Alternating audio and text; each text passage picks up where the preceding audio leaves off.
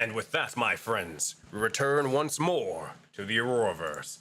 Hello everybody, welcome to the stream today. My name is Sensei Suplex, and today we have the likes of Valley of Dreams, Soulbound.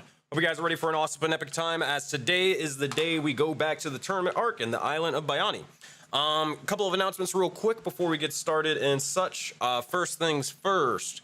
Actually, no, I guess we don't really have any updates for the West Marches, but we'll try to raid over to them once we get finished up over here, if they're live or if they're still live. I doubt they're going to be live because we started after them, but if for whatever reason we still are or they are, then we'll go into them. Second thing, actually, yeah, I don't think we have too many announcements to date, so we'll just go with the regular announcements, and that's just going to be, hey, thank you guys for all the bit of support. Thank you all for subs, follows, bits, all that craziness during the session. I will not be able to really thank them too much or interact with chat, but they are very much appreciated. We'll try to thank them at the end of the stream if we can, but our main focus is going to be the game and making sure the players have a good time. So yeah. That's basically it. So thank you guys again for tuning in. Let's do this, and let's swap on overlays. Oh man, it's always weird trying to get back to everything. Overlay will be a little bit messed up, but I'm fixing it, so don't worry too much. But yeah, I'll get that set up and switch them around probably after the intro. So if Addy Dark is where Agni is and vice versa, don't worry about it. I got y'all. I'll fix it in a minute.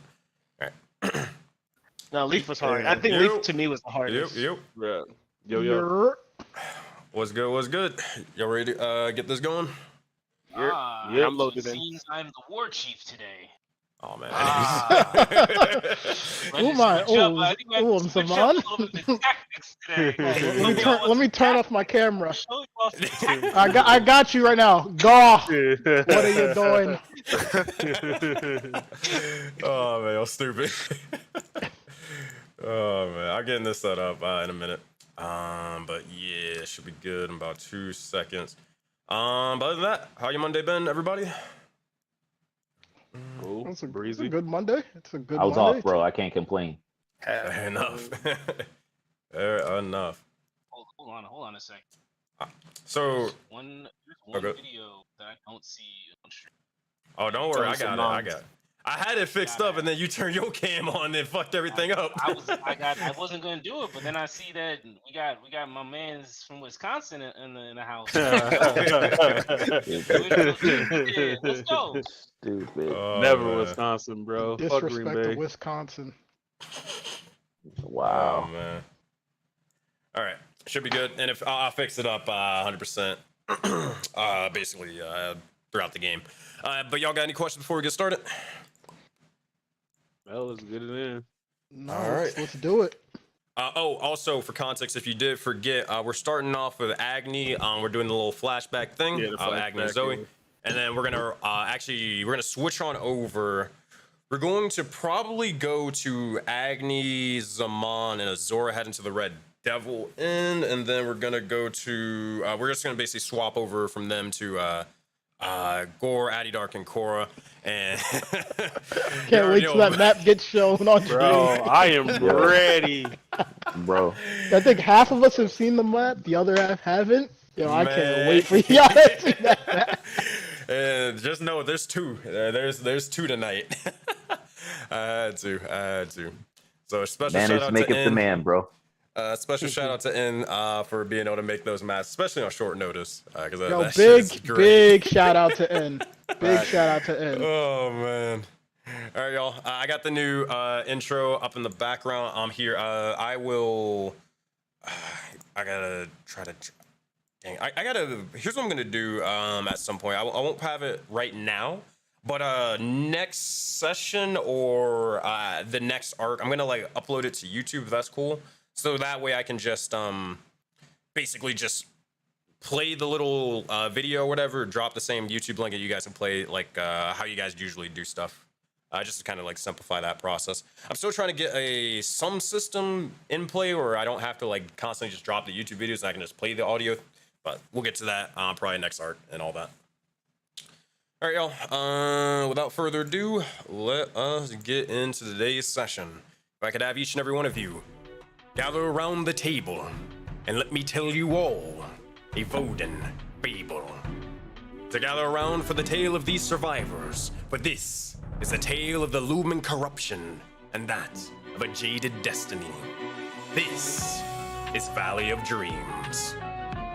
Our tale, our heroes, would begin exactly once more as they continued off towards the battlefield, specifically with Keeper Raya and Hannibal, as they trained away to their heart's content, preparing for the battle of a lifetime. But soon afterwards, the heroes would gather forth on top of the boat to issue out final orders so every one of the voted knights and every one of their followers knew what the plan was. From Mao talking about a new great wonder for the Mushroom Kingdom, to Strix's learning of his goals to lure out the Heliod worshipper, to even Philo helping out Adidark making a new cooking dish of power. With that, the voted knights were ready. The VK would again begin to check into the tournament and show nothing but confidence and pride. However, upon finishing up, they'd eventually turn to see old allies and rivals from the Kalani Council, to the unnamed Dragonborn from Sands of Sin. The tournament competition was heating up, but now the fire will truly start blazing as our heroes head to Crime Alley and the Slithering Serpent Inn and the Red Devil Inn. Will they survive or will they die? We'll find out in session 2 of Valley of Dreams. Now that, my friends, let's pick back up exactly where we left off.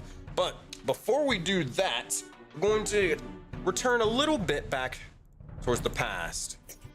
The past with the likes of War Chief Agni and one of the followers of the VK, specifically Zoe. And, let me drop you guys the sound or playlist if you want to play that over on your own. There you go. Actually, I should probably make a, this would probably be an easier thing. I'm gonna make a playlist chat. That way everybody kind of always knows where the music is, so I don't have to just keep spamming the in-game content. Probably be easier. Regardless, the map should be loading in just 1 second. There we go. As we return back to, a little bit in time, we look over towards the Mushroom Kingdom, only a couple of moments before getting ready for their eventual departure. All the voted knights are training and such, or gathering their last bit of things, from Azora talking to the likes of Hannibal, to even Korra training Dugar and Tali off into the arena. Everyone is doing their parts, but Agni seems to be in the blacksmith, thriving away in smithing multiple weapons and other sort of preparations for their fellow soldiers and their fellow knights. However, one individual in particular who has been a recent addition begins to make their way over towards the blacksmith. And Agni, as you're kind of smelting away, what would you imagine yourself doing in this time right before Zoe is arriving? You know she's coming, but is there anything that you would imagine Agni kind of doing beforehand? He's probably getting ready to leave, so he's probably taking all his tools, double checking it, checking some of the runes that he's got, and kind of just cleaning up the workshop himself before heading out, as he doesn't know any of the villagers that use it, so he's basically closing it up for the time being. As you do, you're sort of checking everything over and over again, as you're kind of not necessarily like shutting down like all the forge and the lights and more, but you're more so just wrapping things up. Eventually you'll see sort of a knock, and then eventually stepping in. You'll notice as the heels of Zoe begin to start clacking on the ground before they look over and say, "Well, Chief Agni, you called over for me, did you not?" Just in time before I've left. Yes. When we first met, I promised you something if you'd come along and join us. You have been a worthy addition, Zoe. Azura reports that you have been most helpful in her endeavors, and it looks like your time has come where I can finally make do on that promise. I finally finished the weapon that you asked for many weeks ago. If you remember your request, you wanted something to make negotiations a bit smoother for you. That I did. Especially with the whole Mama Murphy situation. It would definitely make things in the future for them, as well as any other potential individuals, and it would make my work a little easier. I'm quite curious on exactly what your, or what you were able to sort of come up with, though. You would see as Agni sort of like packed it away, but he'll take out basically a long cloth that was wrapped and kind of set it down on the anvil and kind of unravel like the blanket that it was in, and you can see what looks to be a standard rapier, except for there is very, very fine etchings on the blade itself. As usually rapiers being very thin, it's hard to get anything on there, but you'd be able to see just it isn't just a smooth surface. It's etched all around the fine point of it, with a hilt that is completely black, almost as if it was Vanta black. That's what I was looking for. Vanta black like handle and pommel on it. And as he unfolds it, he kind of gives it a little bit of not a slash, but sort of a wave through the air, and sets it back down and says, "Your weapon for you, Zoe. It's ready for you to test out." And he motions for her to pick it up and try it for herself. With pleasure. Let's see if she will take it for a moment, test the weight of it before doing a couple of sort of particular and almost surgical almost thrust in the air with the blade. You see as she begins to wield it, it is every sort of motion with it, it has its own particular purpose. You would know that this individual, just from your general sort of fighting background, they don't necessarily take any sort of unnecessary risk. Everything is calculated, and it is only with perfection when it comes to their work and their craft. Looking at it, you'll see as they begin to run their finger amongst the blade for a moment before eventually retracting it, as a bit of blood begins to start sort of coalescing amongst it. Them being a blood hunter, they're not necessarily afraid of it. They look over towards you and say, "This is fine and exquisite work.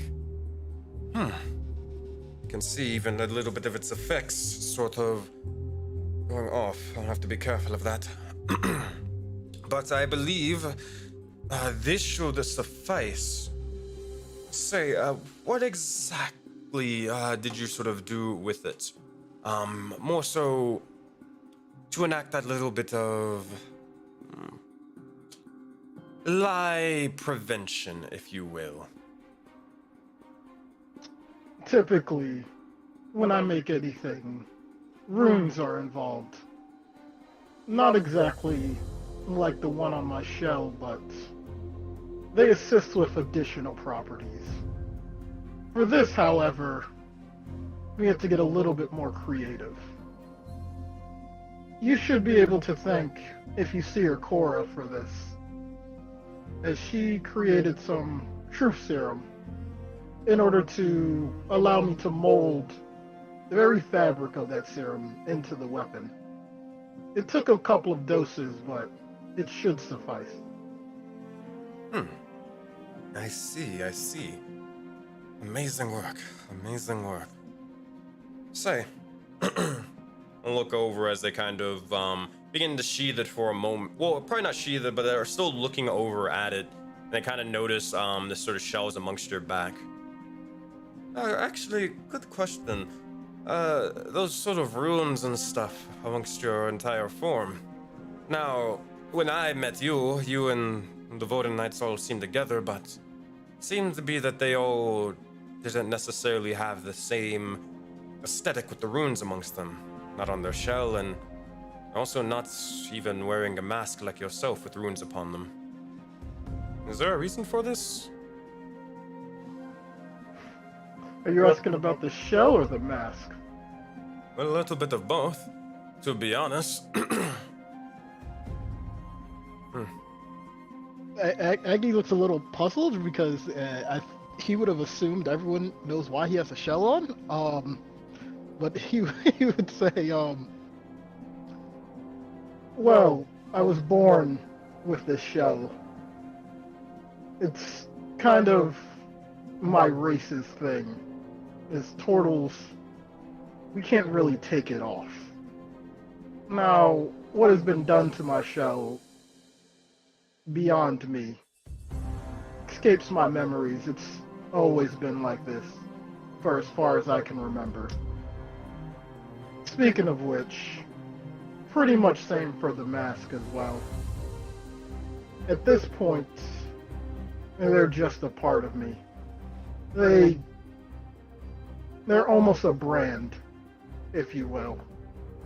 When people think of me, I want them to think of specific qualities, whether it be personality or my physical stature. That is interesting, but I guess strange way to use a mask of arcane concealment. So she's sort of scratching her head. But I mean, if you're using it as an intimidation tactic, I guess it's more power to you. I'm not the one that put this mask on me. That's something I'd rather not discuss right now, but the shell has always been around me, and Agni kind of stops as he's starting to think about what Zoe says, and he would mention to her, I've never known anyone to, well, outside of hell, know anything about this mask. What did you call it again? Oh, that is a mask of arcane concealment. That is a mask that's let's just say individuals of my specific practice. We typically utilize it, but, you know, with how Volden is and resources being thin, haven't been able to necessarily get my hands on one recently. But you wear it willingly, which is very strange, though. Is there a reason why you're trying to limit your arcane capabilities and might?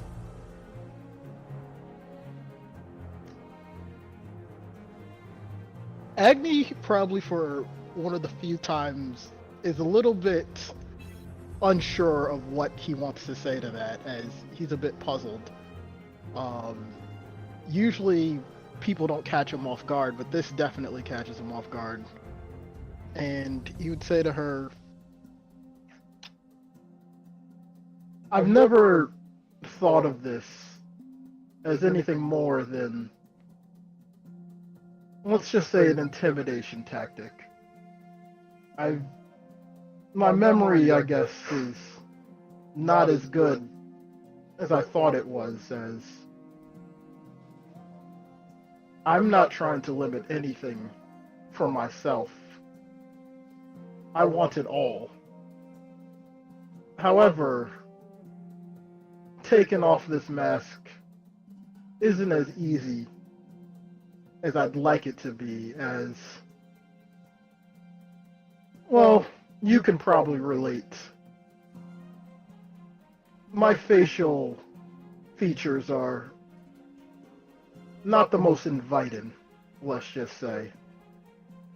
The mask allows people to not see that part of me. Kind of joking and such. But he'll look over and say, but the horns and the massive scythe, they do it oh so much justice. But I do get it. I understand what you're saying.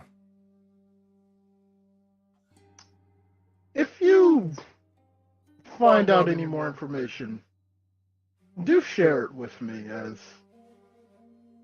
this is, well, surprising to say, foreign to me, as this comes from my homeland, but I don't really know much about it. I can do a little bit more research, but I'll leave you at least with this. And she will explain a couple things out of game and such. But now, Agni, you already know. I believe that as we sort of discussed, you already know what you can kind of do with the sort of mask in general, as you've sort of used it or kind of interacted with it before a couple of times throughout the campaign. But she begins to sort of talk a little bit more in detail that I'll DM you about. And as she sort of leaves you with that little, more so, a bit of information. So let that be what it is and do with it as you wish. Yeah.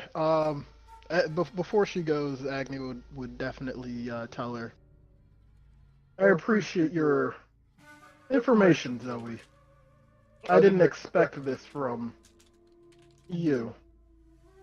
I take it you will look after the kingdom while we're away. We are putting a good amount of trust into you. And I appreciate that you and the Voden Knights would trust me with such a task. I will make sure that myself and Golkasha, we do not let you down. I trust you'll use that weapon in the best interest of the Voden Knights. And he says that sort of, I mean, she can't see it, but sort of an evilish smirk. He says that to her. Matter of fact, I think I'll use it right now. And you'll see as she is happy as a clam, and she is gonna basically take the rapier, and if you dismiss her, she will skip on off and head over to Mama Murphy. To the dungeons. Yeah, Agni lets her go off, and he's not gonna ask questions what she's about to do. Oh man. As you sort of do, so Agni, kind of look over, sort of running your hands across the mask for a moment after that little bit of conversation, and eventually you find yourself not at the village anymore, but now at the island of Bayani. Your hands still going across this sort of mask, remembering this entire situation and what had occurred, but looking over, you see, as I would imagine, rather than Azor, probably Zaman's eyes would probably light up the most, probably, as you eventually begin to start walking across a bridge and you see a massive, luxurious hotel with multiple floors, lights sort of shining off in every which way and direction, or more of a garden in front of the entire sort of establishment. Like they even have that little bit of they have that little sort of garden maze with like the bushes and more, all of that sort of stuff. This is the most ritzy place you can possibly imagine that you've ever necessarily even seen or fathomed in Voden, and you all are living here for the time being. You will notice, I won't change the map's lighting or anything like that, just for the sake of it, but you will notice as eventually the sky begins to crack, break, and shatter, and eventually nighttime falls upon you all. But let me explain and show you exactly what you see as you head towards the Red Devil Inn. This shit is crazy. Oh man. Let me know when you guys are loaded up. But looking all around, you can kind of see as every single area is kind of fenced in with multiple sort of walls and gates between another wall. You can see more and more of the sort of bits of designs underneath some of the dining room tables as some of the locals are kind of enjoying themselves and watching the sort of waters crash amongst the rocks and such. But you look up ahead and, gentlemen, it's up to you on what you would say and or do in this situation. I have no clue where we are. Oh, this is high. Oh, Diddy. way down here. Okay. Way down there. Okay. We up in North Hoosick Street right now. You see Zaman smile and start rubbing his hands together. Oh, also, just so while we're here, was there any NPCs that were coming with you to this inn, or nah, just you three for now? Nah, I mean, Nah, we like our NPCs, but Gotcha. I'm just making sure I'm not forgetting anybody, you know. nah, it'd be just us. Zoro would say, well, just remember, not everything that glitters is gold, Zaman. We're still in a very dangerous place despite the looks. Let's not let the comfort of the area make us complacent. Some of these people, I'm sure many of these people inside are not our enemies, and even worse, want to pretend to be our friends. Azor, you must forget where I came from. Remember, I used to work the mines back in the Forbidden Expanse. I've seen coal turn into diamonds multiple times. Nothing surprises me. And she nods, and she says, well, let's get going. I guess as we're walking, Agni would also say, Do you think leaving Gore, Adidark, and Korra alone is beneficial? I'm more so worried that they're going to break the rules, kill someone, and then get caught. Yes. Well, This was a sitcom. Good. what? Scene. Just punching someone in the face. see right now of Addy Dark just punching someone in the face. Well, Like, you I must cut away vicious right now. cut away his joke. Well, So long must- as it's... Oh, go ahead. Go ahead. Zaman. oh well, Zaman's gonna say, well, you must understand they are the trifecta, right? You have Goa, the sneaky assassin. You have Adidoc, the aggressor, and Korra, the one with wisdom. I think together they will be fine. right there. Individually, they may lack. Yeah, Zoro would just say, lastly, and after all, we do have this telepathic link. So if they run into any trouble, I'm sure someone could just say. I'm sure they wouldn't even say a thing. And she says, like within her mind, so the whole team could hear. Yeah, I know. Man.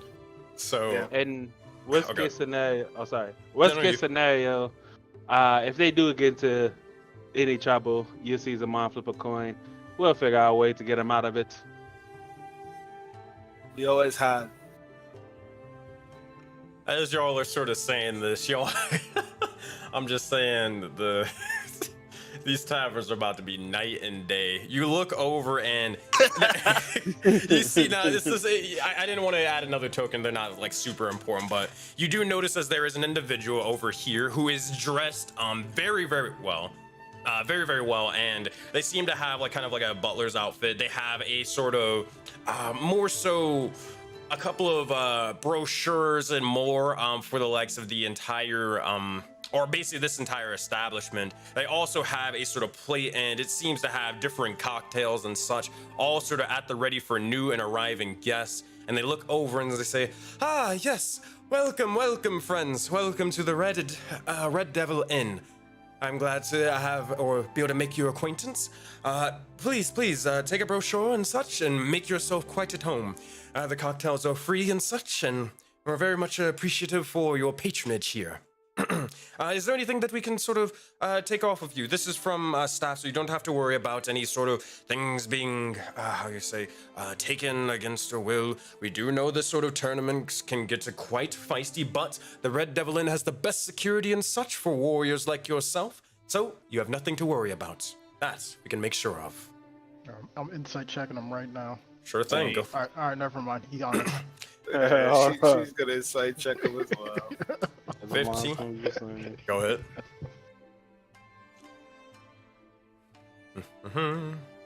15, 11, 3. DC wasn't super hard. This man is brutally honest. Not a slight bit of deception, deceit at all. But hey, you still gotta do it just in case, you know? But there is not an inch of a lie, like, at all. Azor will take one brochure, and she'll say,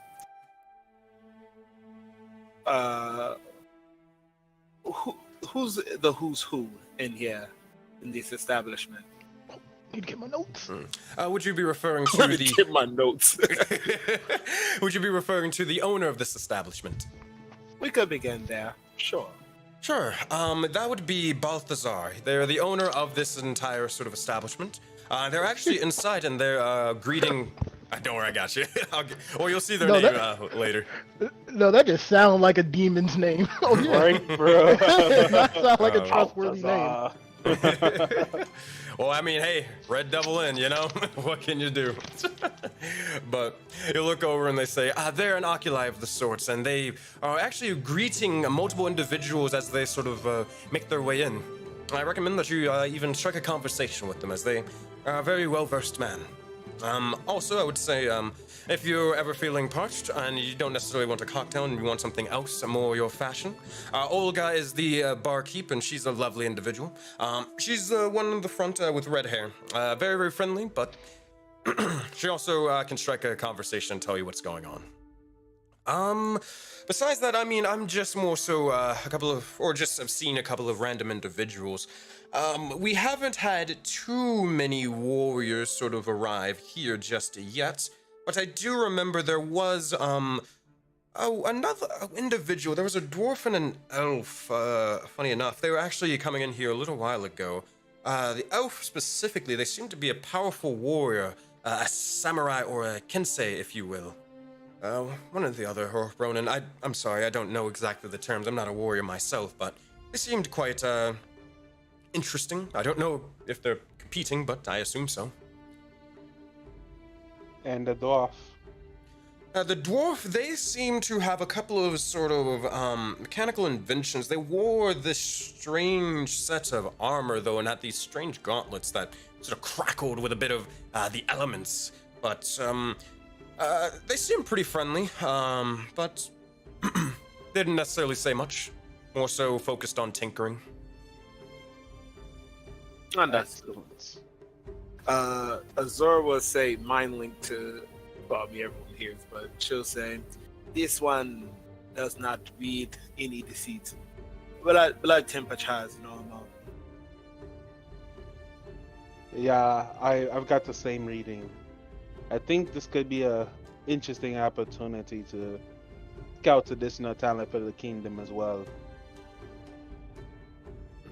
Could be, yes. Oh, I almost forgot. One last thing. How could I? I'm so sorry. Actually, I might have to sort of read this conversation for that. Essentially, we actually do have the first meal is free on the legs of the island. You've already, it's already comes in with the legs of the package for the Red Devil Inn and such. So it is a feast, all you can eat. Feel free to participate if you wish, but if you do not, more than fine. Also, the bar is 24 hours, and you also will be having, and I assume that at this point you've already kind of like exchanged like the information, like, hey, we actually stay here, blah blah blah blah blah, you know, all that stuff, yada yada. Yeah. But also you all will have your own sort of or room and establishment with your own bar. It already comes equipped with as much as differing alcohol as you wish. But if you want more of a social sort of environment, you can always participate with that downstairs. If you ever do request a specific assistant, we can arrange that. And it's only about 5 gold increase in your stay. But yes, if you have any other questions, I would recommend either coming to me or you can direct them to Olga or Balthazar themselves, and they will get you situated. Go ahead. Do you, but besides alcohol, is there any other substances that are of use here? This supposed to be your first time in Vegas, bro. You gotta ask them if they party, bro. Come on. He said, do y'all party here? I enjoy going Right. skiing. You know? Oh man, they will. Oh boy, they will look over and they will say. Actually, just make a persuasion check. Zaman, I'll give you advantage for this one. This is your jam. This is determine whether you're gonna have to work to earn this answer, or they'll just give it to you. Okay, is it Alt or Shift? Alt. 18. They'll look over. They'll kind of understand what you're sort of getting towards, and they'll just say, We might have such a thing, and they kind of like bring in for a whisper, kind of keep a low voice. Simple. If that is what you're looking for, I recommend that you just, when referring to Olga, simply just order ice on a burger, and you will be fine. Ice on a burger. Good to know. Good to know. And they will sit back and they will lean over on the wall and just go about their business. I don't even want to know what that is. Yeah, bro. You gotta know what the competition looking like, bro. Different markets. Ice on the burger. Order ice on a burger for real fun. In the notes. All right. So you guys are free to go and such. They give you, and basically the brochure, I mean, anything bougie you can imagine, it's on that brochure. Like, hey man, they tell you about the spa, they tell you about how you can reserve rooms and such Or for headed like to any the spa. like it's it's a whole thing. But it's specifically with the spa, not necessarily in the hotel, but basically the Red Devil Inn, like can't think of the word. People who stay here, basically, they actually get free access and they get their own specific private room. Yes, sir. Excellent. There you go. Living in the lap of luxury. Ooh, this is much different than that mushroom village. Zaman ain't going back home, bro. Taking notes. I need my war room to be this size. Bro, facts. A whole This- fucking this- castle, bro. Bro, a this is war what we need to castle. build next, bro. What is this building? Yeah, what's this building? Yeah. That Rashid's this House the- of Greed ain't shit. Is this the guest sign-in book? Nah, you can ignore that. That's Oh. nothing. Yeah. I was gonna say if they had a guest list, Zaman would take a look, a peek, see Like the who's gander. here. Mom would have just took the whole book, I'm sure. Tell me Facts, exactly. bro. All right. Tell me how y'all are walking into this shit. Like, I need y'all to. Like, are y'all fish out of water? Oh, What's before- going on? What y'all look like right now? Before we walk in, you see Zaman like flick his finger. He's gonna cast presentation on all of them, and they are like glammed up, shiny, looking fresh. You got the drip to drip. You see, fucking War Chief Agony got the new shiny shell and everything, bro. I take Sparkling. that shit off of me. I take that off of me. I presentation that off of me. Like, come, at least keep the tie, Agony. Come on. So the thing about Agni is he's actually, for what he believes, is well dressed. So his tie is crisp. His dreadlocks are neat, but he is not going to be shining. That's gore. Zora, we don't have to switch the token, but she'll hit the button on her belt and be in like the normal looking Yeah. outfit. Yeah. And then it has enough gold on it. Easy enough. As you do. Oh, good. If you're saying something. No, I was just gonna make a comment as we were walking in. Agni says, "This is a long way from when we first started our journey." Tis. Yeah, sleeping on rocks, or being caught in sandstorms, or ice storms in the sand. That's more accurate. We'll see as you sort of walk in, though, and you will notice as an individual, older, sort of a dark-skinned individual. They seem to have a bushy beard, gray hair, and more. And they look over, and they're almost waiting for you, but more so talking to the barkeep and such, and saying. Eventually, they look over and notice and say, "Ah, Gus. Hello. Welcome to the Red Devil Inn. Glad to have your patronage here. My name is Balthazar, the owner of this establishment. If you ever have any questions or you need anything, please, by all means, go ahead." I just love how 3 people affiliated with the devils are here. Yep. It was meant to be, bro. Oh, man. You'll look over, and I'll say Zaman and Azor make a history check. Because you look over, and you do notice their oculi eye, and this begins to start swirling. It has a strange symbol in it. Ooh.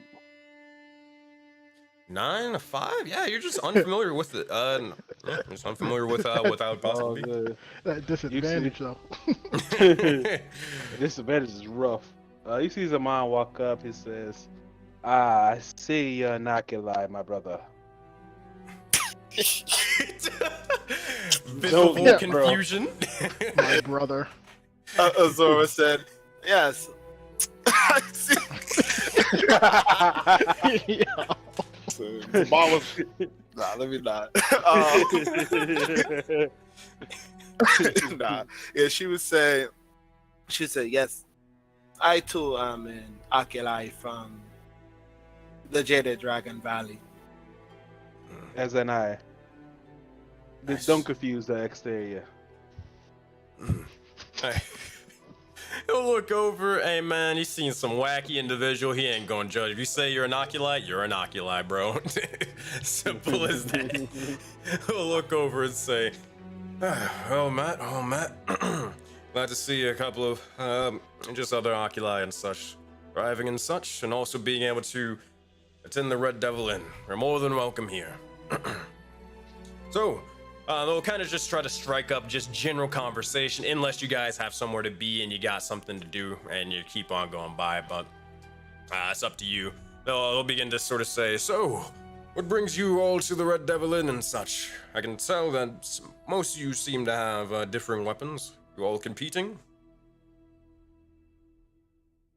I mean, we're here for a variety of reasons. Primarily fun, if you know what I mean. I see. Well, if you're looking for fun and of all sorts of types, you can easily find that typically when the tournaments begin, as most of the other sort of establishments, especially like Tantori's Inn, kind of rolls his eyes at that one. They more so, it's strict over there. It's more of when lights are out, lights are out. But here at the Red Devil's Inn, there's a party every single night. Yay! And you are more than welcome to sort of arrive and enjoy your stay there. Excellent. I am quite fascinated by this place. It seems well met for those of the higher parts of society. Have you franchised yet?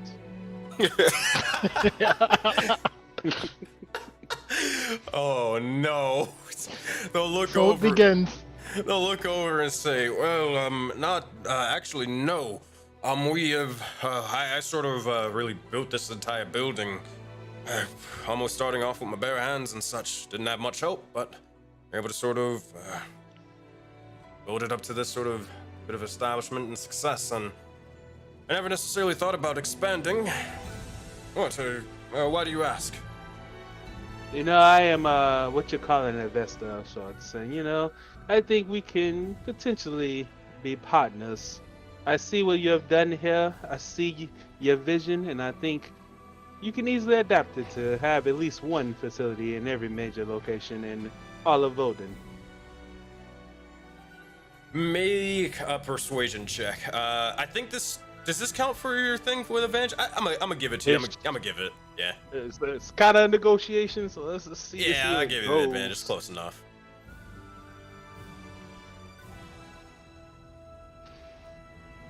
Oh, that was straight roll. Let me see. Hey, might get a 20. 23 works. 23. So they'll look over for a moment and they'll kind of start thinking. They'll look over and kind of like all around this sort of establishment for a second. And look and start almost rambling and going off and saying, I remember when this little small inn was just, well, and they kind of motion towards pretty much where the bar is and then over where the sort of seats and such are. And that was basically the size of it initially. And they look around and see how far they've came and say, not so many stories this tavern has had, but you know what? With all the great memories and such that have happened here, I see no reason to not forge more memories in other places. But tell me, and we could maybe discuss this at another time, do you not fear for the potential rumblings with between the three major sort of world powers? You would know that you know who they're talking about, the Kalani Velkin, yeah. Zaman would smile and say, you know, it's interesting about world powers. Their power is usually temporary. We will figure out a way to make it happen. Trust me, I could be quite persuasive. No, sir. The good thing is, travelers are all over the world, whether they come from the expanse, the valley, or even the taiga. Everyone needs a place to lie their head. Imagine warriors, merchants, traveling troops, circuses can just stay at a Red Dragon Inn chain, knowing they have security on behalf of yourself and the Voda Knights. And she gestures to us. They'll look over and they'll see, added security and such. Voden Knights. Though I haven't necessarily heard of you, I will definitely keep an eye on you. You, since you're warriors, you're, I assume, competing and such. If this is the case, go ahead. No, she just said yes. If this is the case, I'll tell you what. You see, the Red Devil Inn, we don't settle for, well, second best or anything of that sort or nature. You prove yourself in this tournament, I'll definitely be more inclined for such a deal and such an investment. And she says, "So, you may not heard, but we come from a place newly established. Well, how much do you know about the Zhao dynasty?" Oh, those lot are something else, I'll tell you that much. Very powerful warriors. Powerful, correct? Very. They actually won won last year's tournament by a sweep. I heard. Do you think such a kingdom will allow another kingdom to rise right next to them? Probably not. They kind of look at you inquisitively. Well, that is exactly what we are able to do. That should show you the power we have in how well we understand security. Look over. Persuasion check, Azora. You get advantage because the mom was helping you earlier. God. Better start praying. 17. All right. They'll look at it and they'll think you're not at least just flapping for the sake of flapping. They'll give you a benefit of a doubt and still say, "All right, fair enough. But my sort of mantra is I always sort of believe actions more so than words. So if you can prove She this, winks then at that. She winks at that and she says, "Good. You shall see what we do. You can watch me specifically in my bout. It will be soon, and you can judge for yourself." As a matter of fact, I would put money on her right now if, there was an area to bet. Azora does not yield for anyone. That's right. I did not get a chance to let you know my name. I am Azora Lunista, Blade of the Kingdom, and I have never known defeat. And I am Zaman Unmei. You may have heard of the Unmeis before. I have heard of the Unmei, and I have heard of the Lunista. In fact, I believe a couple. Actually, hold on. Let me fact check that. No, I was getting Luca confused. Yeah, he 100% would have.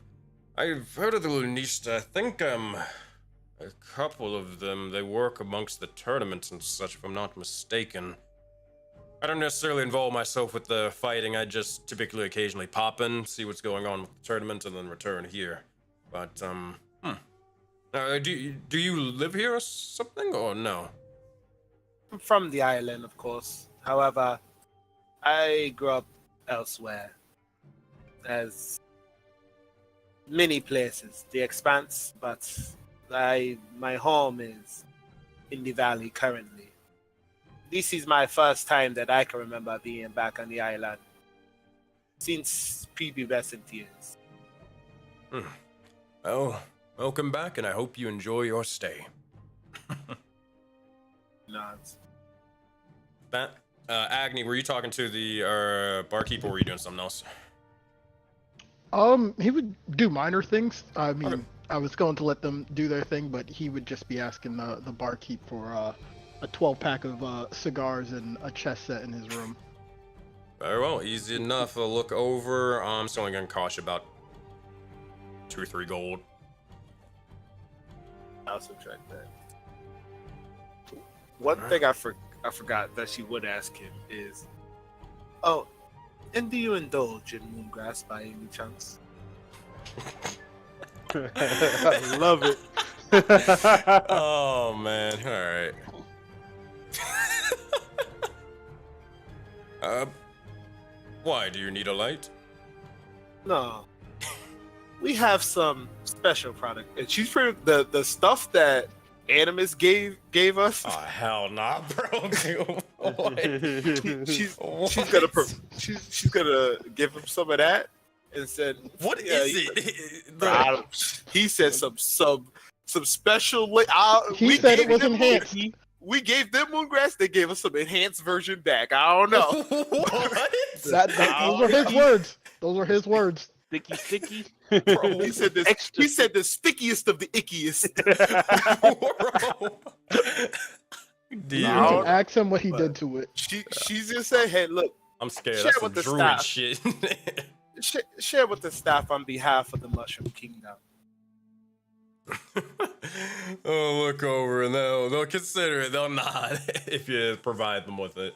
They'll nod, but Yeah, she'll leave a little for Zaman to analyze, but the rest, yeah, she'll give them. it's easy enough. With that, all right. You look over and oh boy. Where would you guys be probably headed before we switch over? Like a general sort of thing. I guess looking around, a couple things to note to decide. You notice as that one individual who was mentioning them, you do see the elf and the dwarf over here. They're sort of communing or talking to one another and just sort of relaxing. But you do notice that the elf has sort of looked over your way. Not like meeting your eyes with like hostility or anything like that, but more so, yeah, definitely martial checking you guys. Seeing, all right, who the fuck are those people, right? Seeing what they're all about. Past that, you would notice as there's a couple of individuals in the ballroom. They're not necessarily dancing or anything like that. They're just more so talking, conversing with one another. But you do notice as 2 individuals, one person who seems to be from the Forbidden Expanse. They seem to be some sort of wealthy-looking individual off to the side, and they seem to be doing a couple of not necessarily magic tricks, but more so a couple of tricks with their legs of their sort of pipe, and more sort of enhancing and changing the shape of it through arcane means at least. So that would be what's basically happened over there. Then besides that, you can always just go straight to your room. So choice is yours on where you would want to go or what you would want to do. I think Zaman will order the burger with the ice on it. Just get that out the way, and then he'll probably look at Azora and Agony and says, "Look like those two over there already kind of eyeballed us. Might as well not be shy. Should introduce ourselves." Azura said, for now, I'll go have our seats. If they're interested, they'll come over. I want to get to lay out the place first. There's still work to be done before morning for myself. I think if you guys are staying here for a while, I'd like to get a few things together and get the shop open before morning, as if it seems like there's already a little bit of competition here. Yeah, need any assistance, Agony? I'm good at removing the competition. We'll see if it's needed, but if you would like to lift some boxes. Hold on. Zora, did you call my name? Hold on. Oh man, easy enough. All right. So Agni, where are you headed, or are you? He just wants to prepare, just because it's technically nighttime, right? Yeah. Yeah, he wants to prepare like he wants to go to the market district. I didn't even write. I wrote it down. The marketplace, the bazaar area, Got you. and begin setting up like his blacksmith in shop there. So by morning next session, he could potentially make some money. Easy enough. Just for context and clarity, you want to roleplay that, right? It wasn't a thing you just wanted to like roll for. What would I need to roll for? I don't fucking know, like just or not even roll, but more so just like set it up, all that sort of stuff.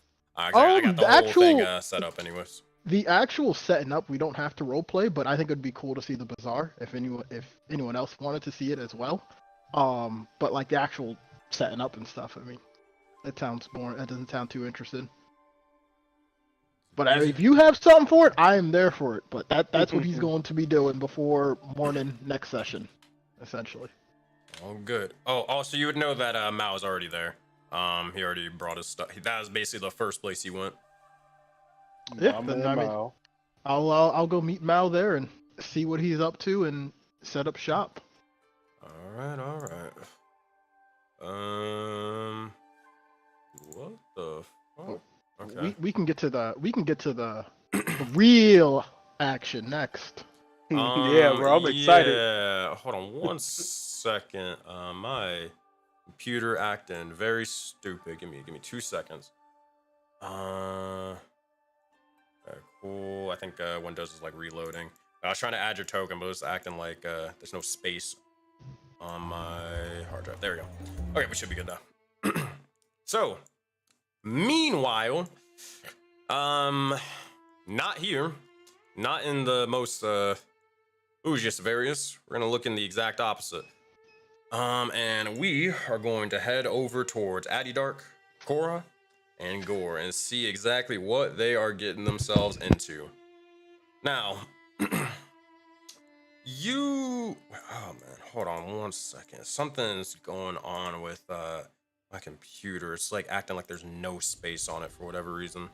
And like maps aren't loading and all that stuff. Give me 2 seconds. I hope it's not because I'm streaming. If it is, I'll just shut it off or whatever.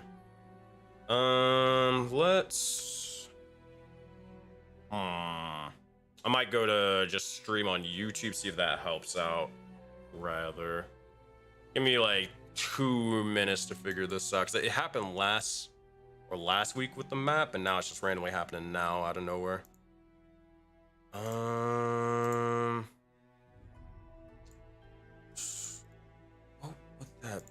Why would that happen? It's like it's using like Foundry's using like a cache or something, and it's using up all of its space simultaneously. It's like resetting windows over and over and over again. Where? That's weird. I'm gonna give it 2 seconds, and then I'm gonna delete this. See if that works. If it don't work, then I'm gonna stream to YouTube, and if that don't work, I'll stop streaming so it can continue on. Because YouTube will at least have the VOD so other people can watch it later. Yeah, because it's like resetting. That's his 4th time resetting. I'm gonna switch over to YouTube. So here, I'm gonna drop the link over on Twitch. Go over there if you want to continue watching the stream. We're gonna shut it down over on Twitch to see if that changes anything. All right, drop that and go from here. All right, hopefully that'll fix it a little bit. I don't know. I don't want to like give it I might have to restart my computer or something. Maybe that'll work or fix it, but we'll see. Downloads. Yeah, it's just, god damn, why is it doing this?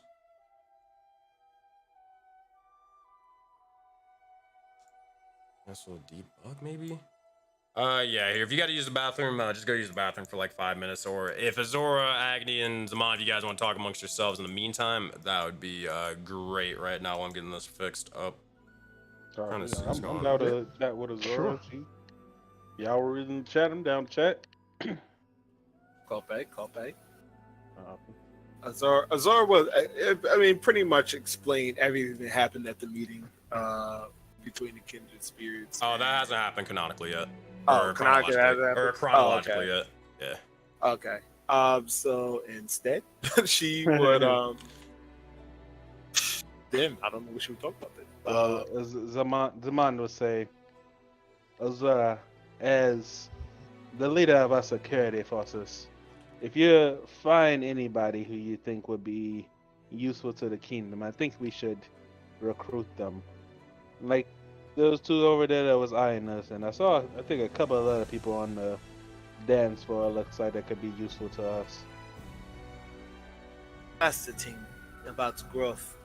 Rapid growth often comes with a bunch of problems of its own. It is something that I can certainly discuss with Zoe.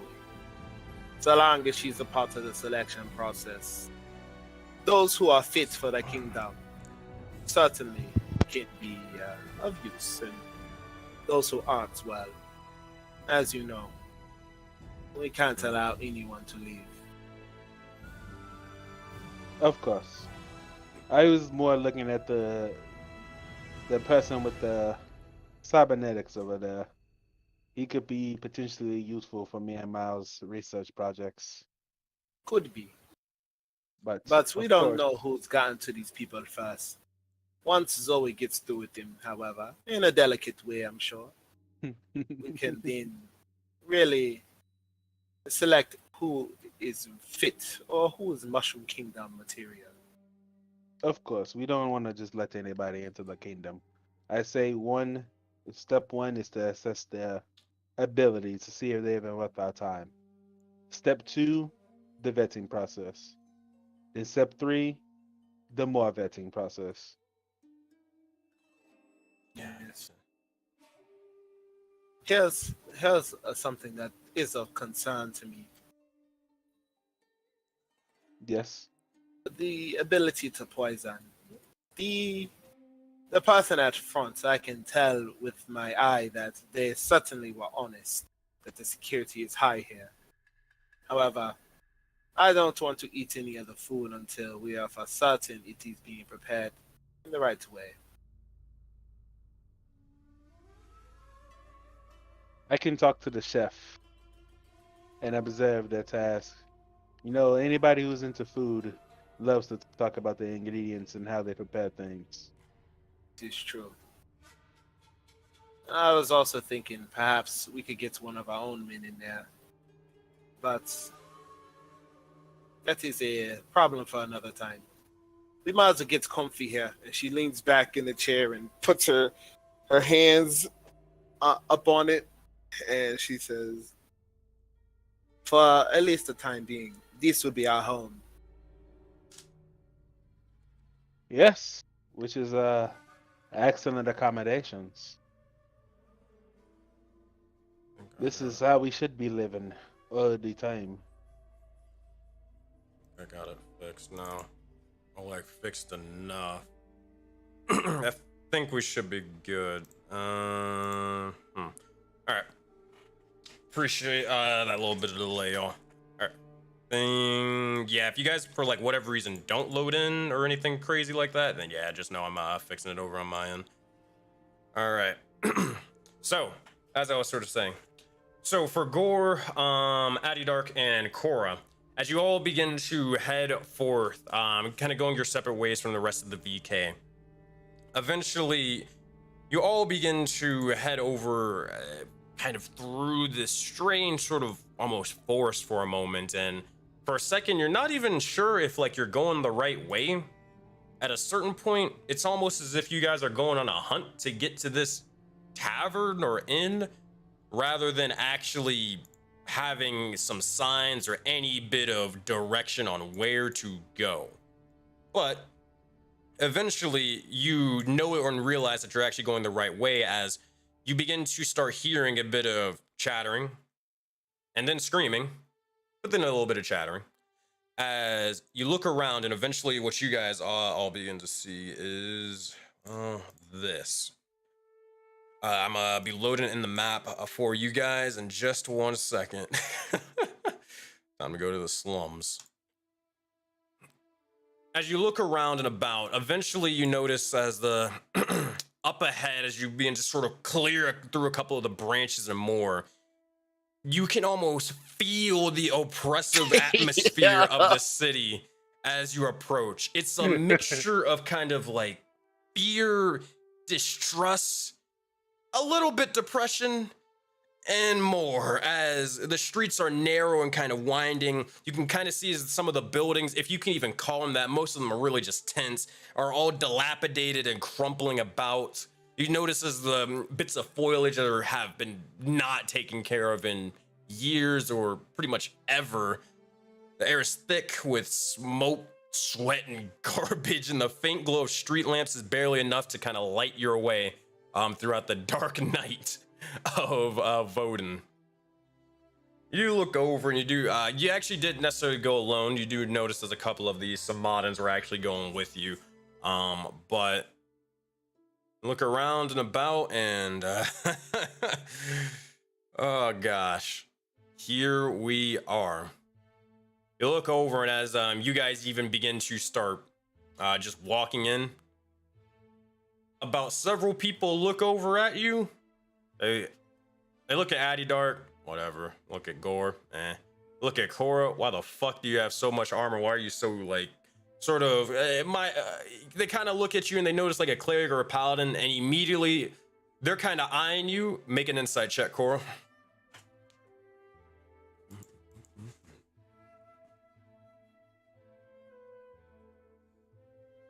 $15. They look over at you and you get the sense that they definitely think you're a Fed, and they think that you are, especially with the sort of Iroas sort of symbol and such, they are looking at you like you're crazy.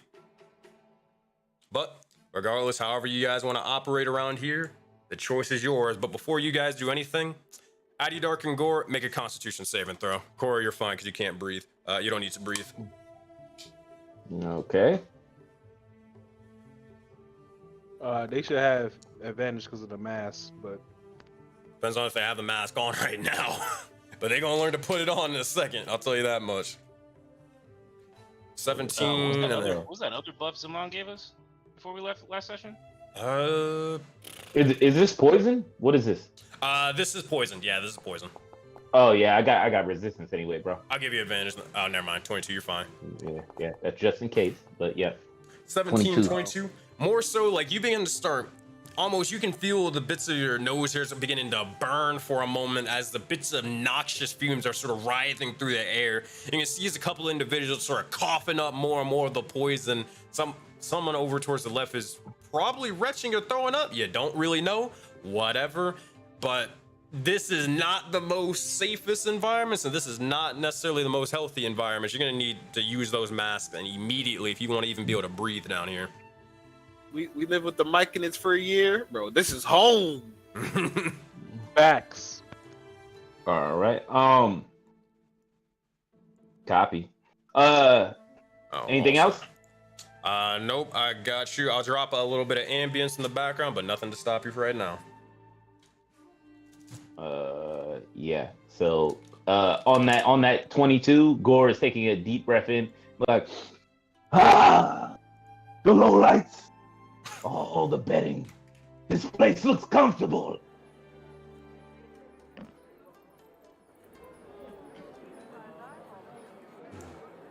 Look over. You guys say anything, Addy Dark or Core? My bad. I was just looking at this map, bro. I was doing the thing from SpongeBob where they got their eyes on the map. Terrible. Trying to figure out this map, bro. My bad.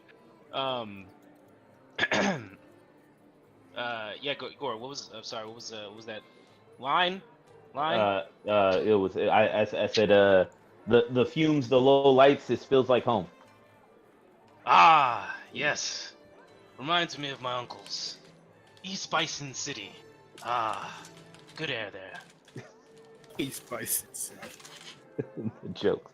Oh my god. Core would say in each other's head, we should probably stick together. There's a lot of wondering eyes around here. As soon as you say that, you see as Samadin begins to walk off.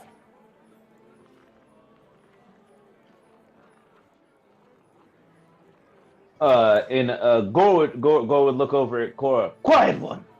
Why do all of those wear red shirts?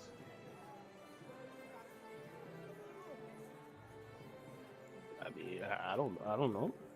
Why they wear red shirts? Yeah, pointing at somebody and walking away. No idea, Gore. Sounds about right. Most responses of Gore sound like that.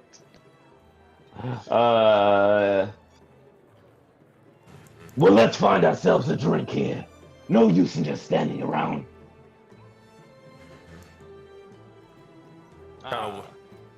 Libations. Libation. You kind of look over and you do notice as a couple of the individuals, the three over here, they're kind of rolling something off to the side, but they kind of look over at you, see the chorus sort of walking by, and all activities just begin to stop. They sort of look over and just start moving something along. As they sort of do, just looking at why the fuck you guys are still here, staring at them. Go on somewhere. Why are you getting closer, Cora? Fair enough. And you see it just like that, they're gonna keep on doing what they were doing. But they do notice Adidog just sort of standing their ground, and I don't know what the fuck that's going on, but whatever. Mind their own business.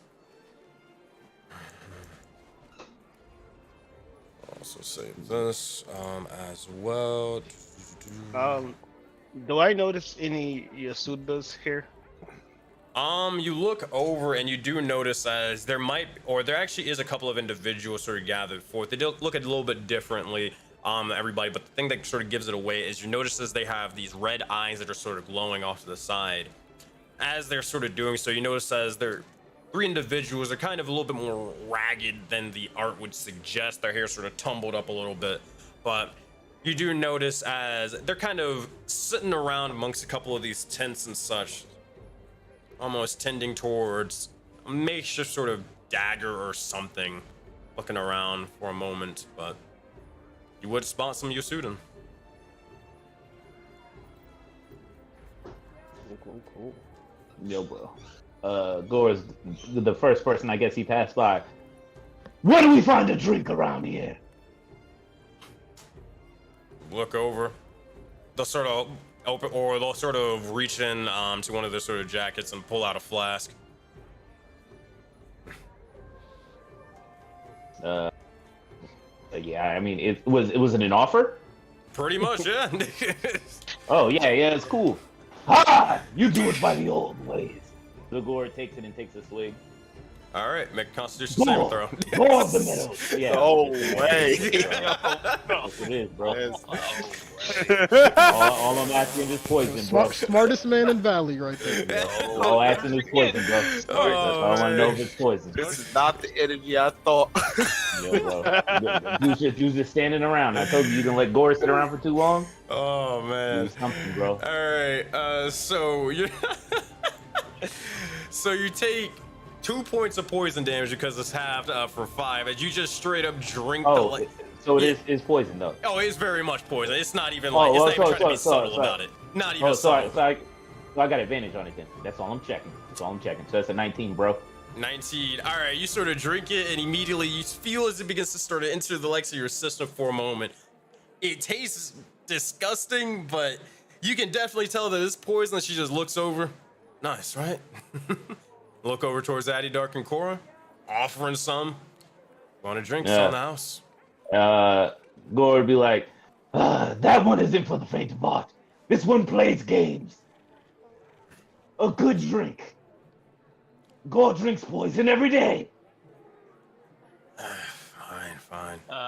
Addy Dark looks at is it this person who is the Yeah, person? this one right over here. That woman off to the side. This jaded journey woman. Mm-hmm. You're trying to poison us? What do you think this is? And he really does get all up in her grill. Like we're close. I'm talking like right here, Like nose to nose? nose to Terrible, nose, bro. Look over, and as you. I'm trying to intimidate this jaded journey woman. All right, make an intimidation check for me.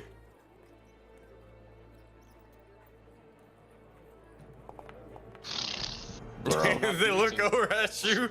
They look at you with the most dead ass facial expression not changed. They literally look at it and say, "You asked for a drink. I gave him a drink. Get the fuck out of my face. What else do you want?" Ah, I like the honesty. Always the honest ones down here. Love these people, full of grit and character down in these cities. Like I said, Fearless One, just like home.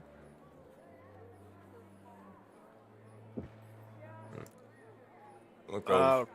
Go ahead. One time, half the camp was shitting at both sides, passing poison around after a battle. It was all jokes, all fun. And Gore pats the Jaded Journeywoman on the back a little too hard. And she does. Ow! Look, if you want to bug people, go bug people in the tavern or such. Here, it's over there. I'm kind of point off to the side. They 100% point all the way over here. Anybody with a past perception of like above 10 would easily be able to tell that this is not the tavern. There's clearly a sign, and a rundown sign at that, pointing over to here where the tavern actually is for the Slithering Serpent Inn. But she looks over directly at you. You wanna go bug people, go bug them. Actually, besides, one thing though, if you do see Neth, tell me she owes me fucking money and shit. She can deliver on the payment. And maybe she'll listen to someone who's a little bit more loud, rather. All right, Nath, got you. Duly Neth, noted. N-E-T-H.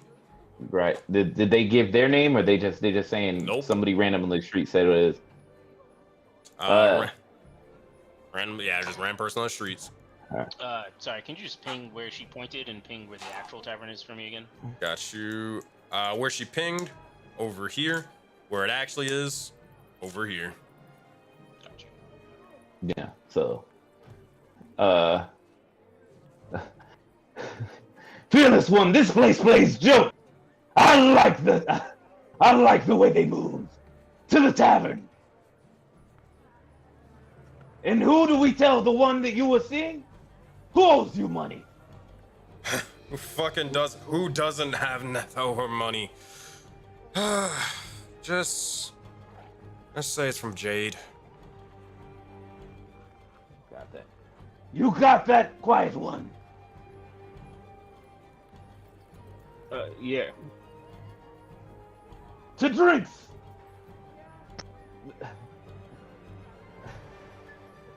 This place. The way they move. Everyone's so rude. It's before a battle.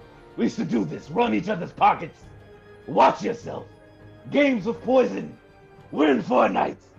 Maybe even a tavern brawl. Let's go. Speaking of which, I need all three of you to make perception checks.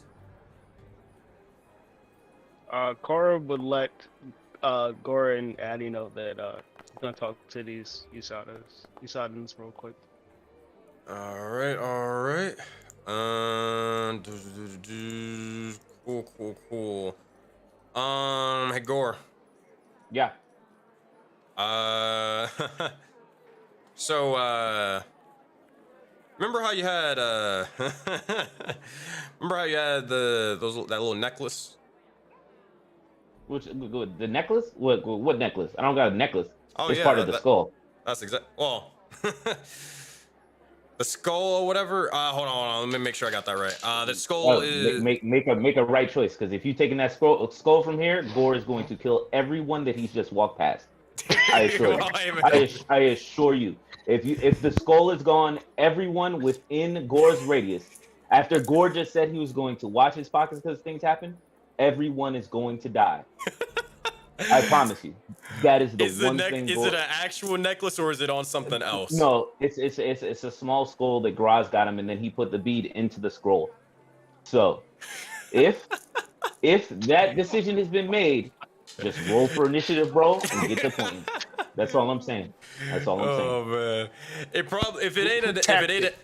it ain't an actual necklace, here's what it will be. You'll look over and all your gold is gone. Gold, bro. They need something that they can actually take that's easy to do. If it's on like an axe or whatever, they can't do that. Oh, bro. Cool. Perfect. I just wanted to know what type of night you wanted to have. That's all. Decision was yours. With that, with some gold, be like, They already ran my pockets. See? Quick one. Fearless one. The pockets. Guard your pockets.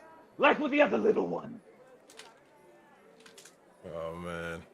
I'll look over and you'll see as a couple of this Forbidden Expanse individuals looking over at you like, what the fuck is wrong with that guy? He's so happy to get robbed, but whatever. So be it. But as you two are sort of going about towards the north for a minute, you'll eventually see as Corey, you approach the Yasudans, and they're definitely looking a little sickly and such, but they're coughing a bit, and they'll look over, and as they're sort of sharpening their dagger, immediately they look over towards you and they look over and begin to say, what? Before we get into this, with my perception, do I know who stole from Gore? Nope. Do I know about which area it came from? Nope. Okay. Damn. Okay. So Cora would go up to the Usadans. I'll say this. Make a wisdom. Or no, this will probably not be wisdom. Make an intelligence check for me.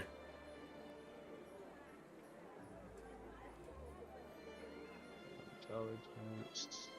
She a thinker, a ponderer. Bro, 13. Thinker, bro. I'll say this. You didn't see anybody around Gore. That is for sure. You had a watchful eye on yourself, your party, and just everybody, and you did not see anybody approach Gore this entire time. You were pretty confident that his gold pouch was there, and now it's not. So take that for what it is. But no one ever approached Gore, at least from what you saw. He's just now gone. Okay. Cora would relay that message to Gore and Addy Dark, actually everyone, and even Zaman and them, because she would basically say that someone is either like has some really good magic or possibly invisible or whatever, but somehow our things are getting taken.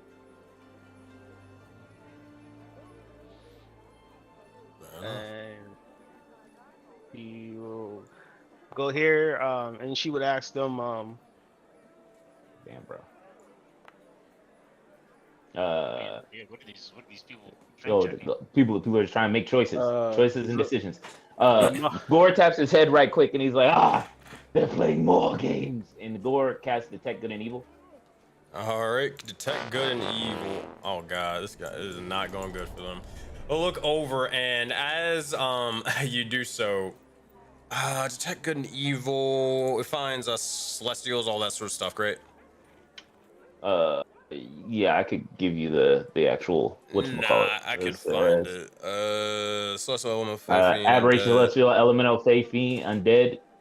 Nah, nothing. Yeah, I'm keeping it on either way, though, but yeah.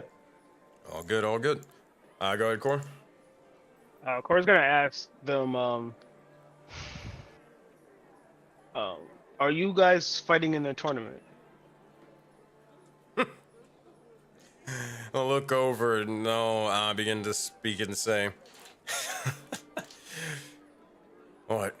You think that we could necessarily afford that? Much as the fucking prices they're charging now. Good joke. Would you guys like to fight in a tournament, or fight on behalf of the tournament, or? I'll look over and say, not necessarily interested in taking money from guards and such, even down here. But even then, not much of a point. Probably the dynasty's gonna fucking sweep like last year. Rather not sort of get on their bad side anyways, and just, even if it is a sort of loan, not interested in getting loaned to die. Well, so then if you guys aren't fighting in a tournament, what brings you down to the island of Bayani? Look around. fun folk of all sort of shapes and sizes and such. Just, out doing just all the funnest of sort of things down here. Just normal things such as trying to fight for your life, choosing to sort of stay in a place and a location where for free of all the sort of astral beings. Look, we even have roommates, and they'll look over and you'll see there's a couple of cockroaches that are sort of scattering about. One even sort of scatters over his goddamn foot, kicks it off to the side. Locals are friendly. Very, very friendly. Cora would ask, do you guys travel alone or are you in a pack? See as look over, and they'll say, look. We ain't do anything. We're just sort of enjoying ourselves here. So please, if we're being put under arrest or something, we didn't do it. You got the wrong guys. It was probably the fucking Samadans saying stuff again to play or put the blame on us. We didn't do anything. Well, I mean, I believe you. In fact, I'm here to. I would like to. Well, so she essentially wants to know, like, try to figure out who's the leader of the Usadans, but she doesn't know if these are like. Yeah. Okay. You know what I mean. Yeah. So for the leader of the students, you'd get the sense that these are just like random Joe Schmoes, rather, not necessarily like the leader, like a Amir for the Samadans. These are just like regular people, You definitely you'd easily be able to tell that though. So Cora will ask. Speaking of the Samadans, I've heard about their leader. Who's the leader of the Usadans? Sure, if you want. They'll look over and they'll begin to say, "Oh, sure. Make an insight check."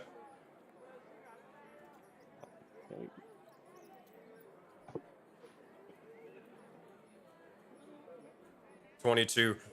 Cora, you would know that is they're looking over at you and they're more so just saying whichever the first name came to their mind or came into their head to give you a suitable thing to get you out of their hair.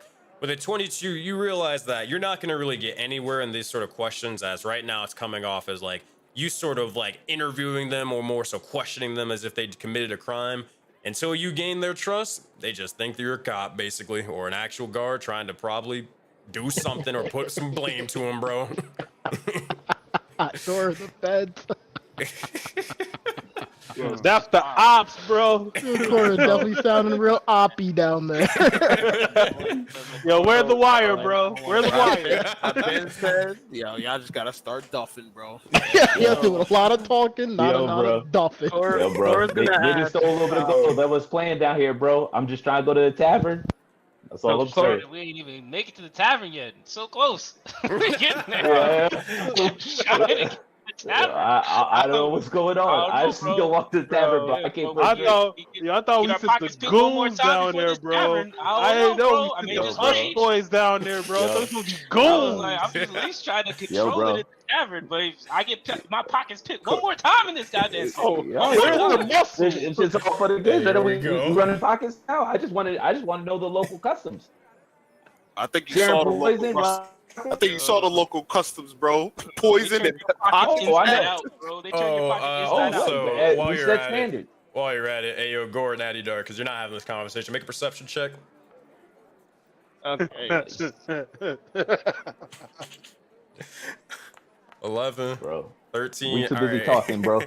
Gore, you look over, and what was happening over here, you just see as the Samadan just shanked that fucking Velkin. And they will just throw their body over here. That's what I'm saying, and bro. they will keep More walking. Let's go. Man, let's go. Damn. Hey, bro, you trying to make it to the third act?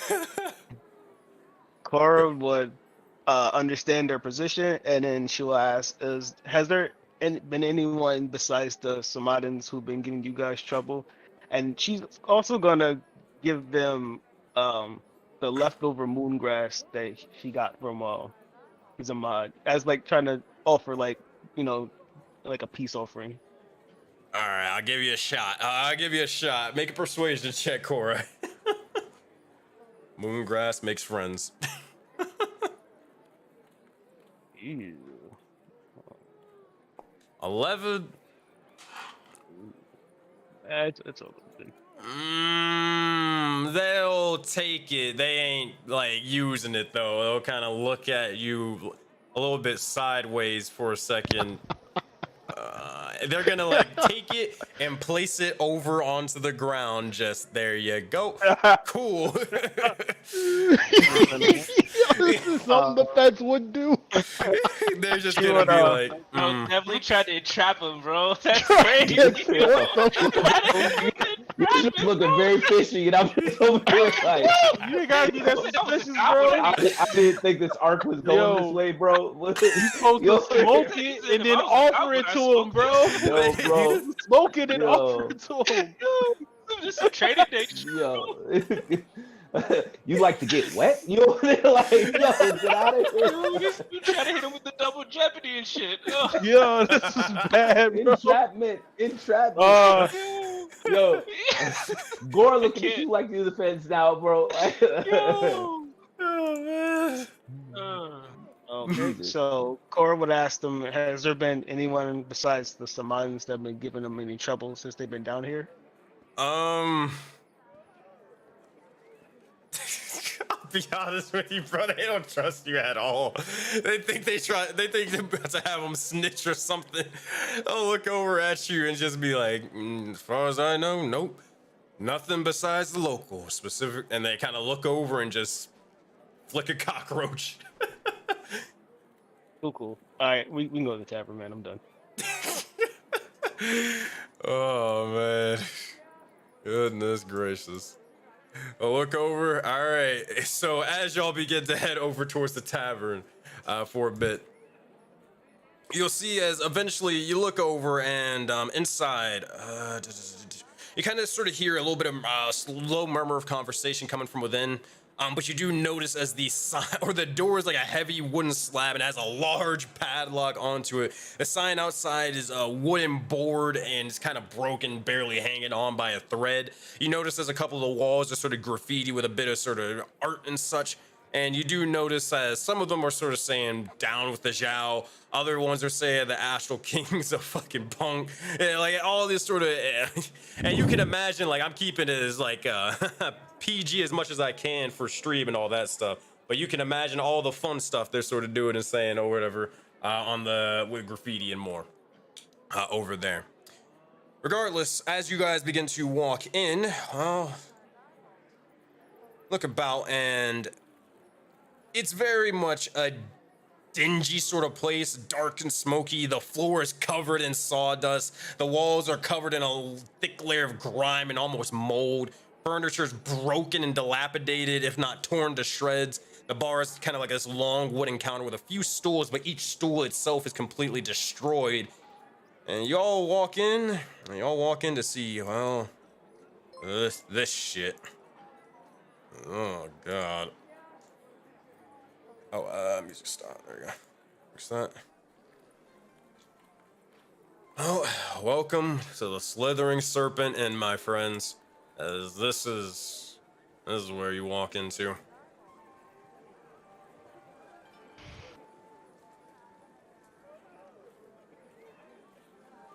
So, choice is yours on what you want to do.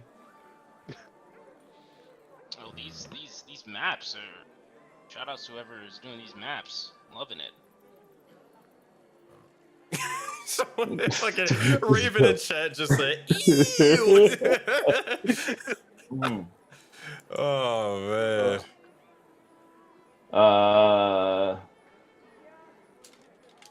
Y'all got 5 seconds. 5 seconds. Oh, one thing you would one last thing. You would notice that's a modern that you saw shank somebody earlier. You just see as they're cleaning off the knife, pocketing it, and they're gonna just walk on in. Doing the Lord's work, man. Try and make it to season 2, bro. Yo, this is going to be June. Why is there someone named Hoodlum? He's just named Hoodlum. Terrible. Before we walk in, I want to say one thing to Cora. That's all. I'll let Cora. Gore just comes out yelling, "We came for drinks, and the one that everyone owes a lot of money." Oh, you look over, and as you do, you'll see as a couple of people will sort of cheer for a moment.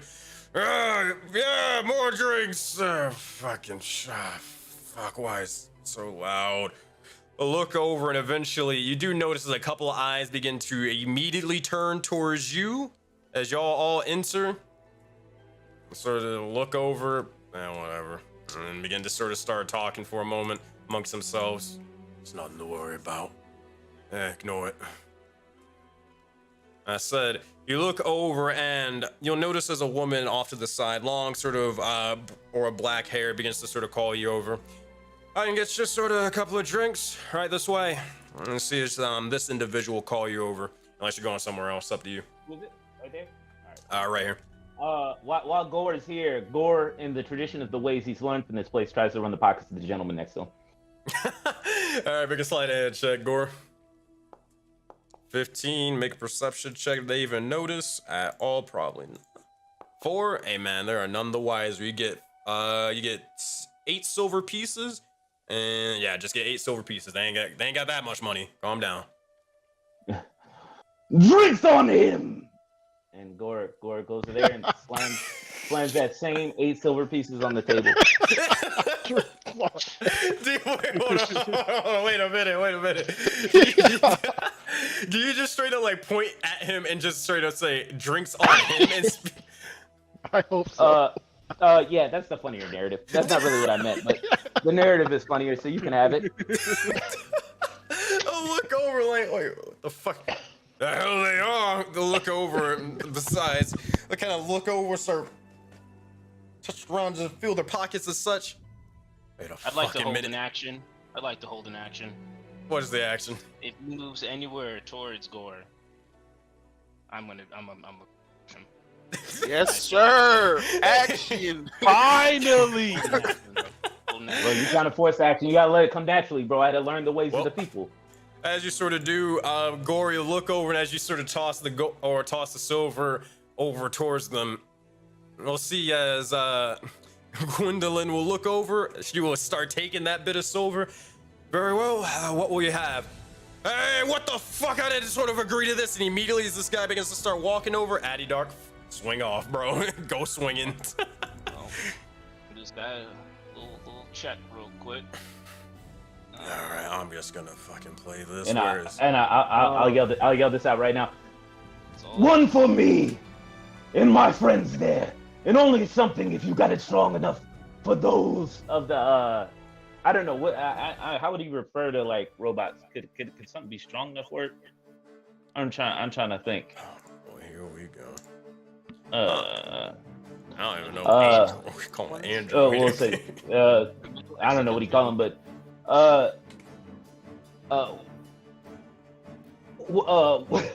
one L for me, and the big one there, and the fearless one there, and for him, something strong enough to knock a wall out. Point to Cora. I'll look over, and as you sort of do so, immediately you'll see as she says, "All right, coming right up."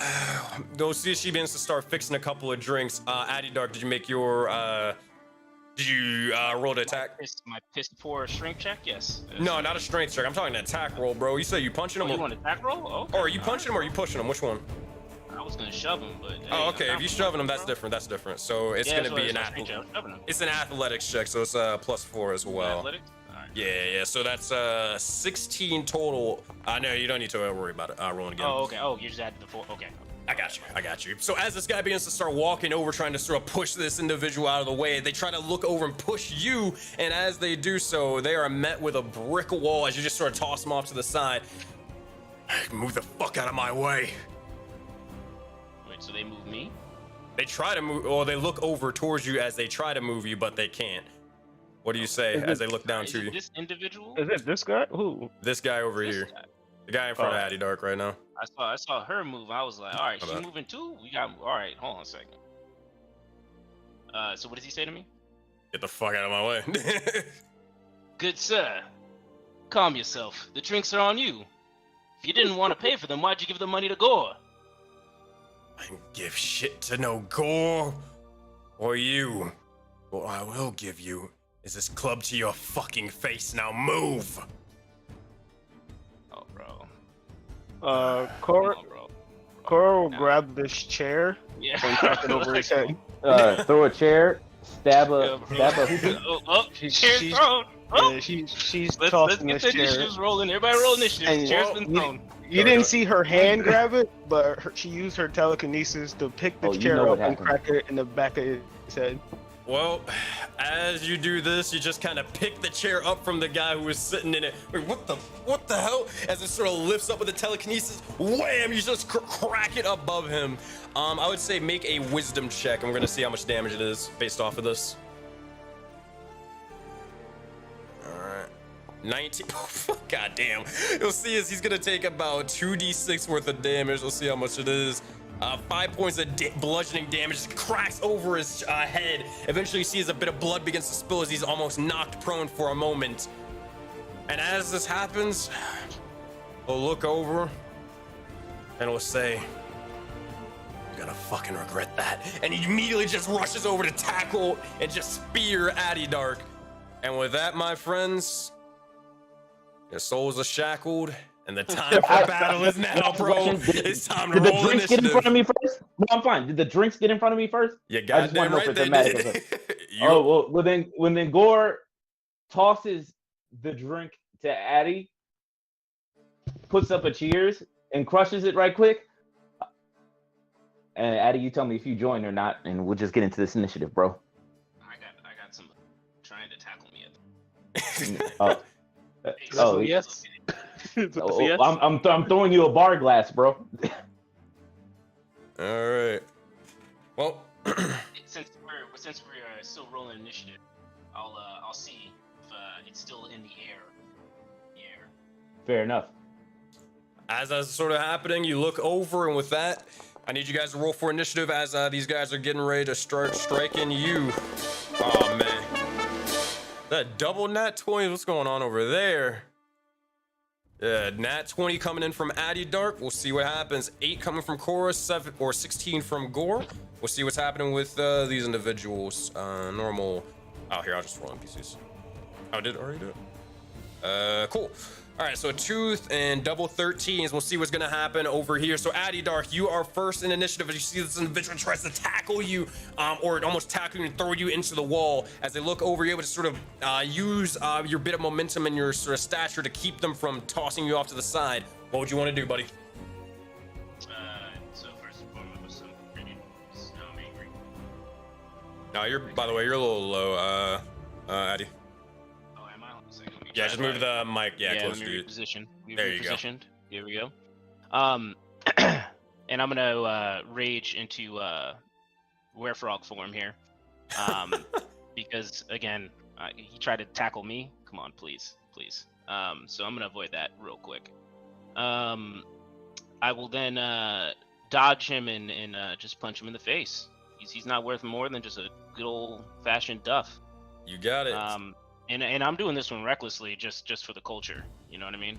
Fair enough. It's my first roll in forever, and I got a nat 20 on the initiation. So There's gonna be a 22 to hit, 12 points of damage towards them, and also I dropped the soundtrack in the I believe in the chat. Oh no, I didn't.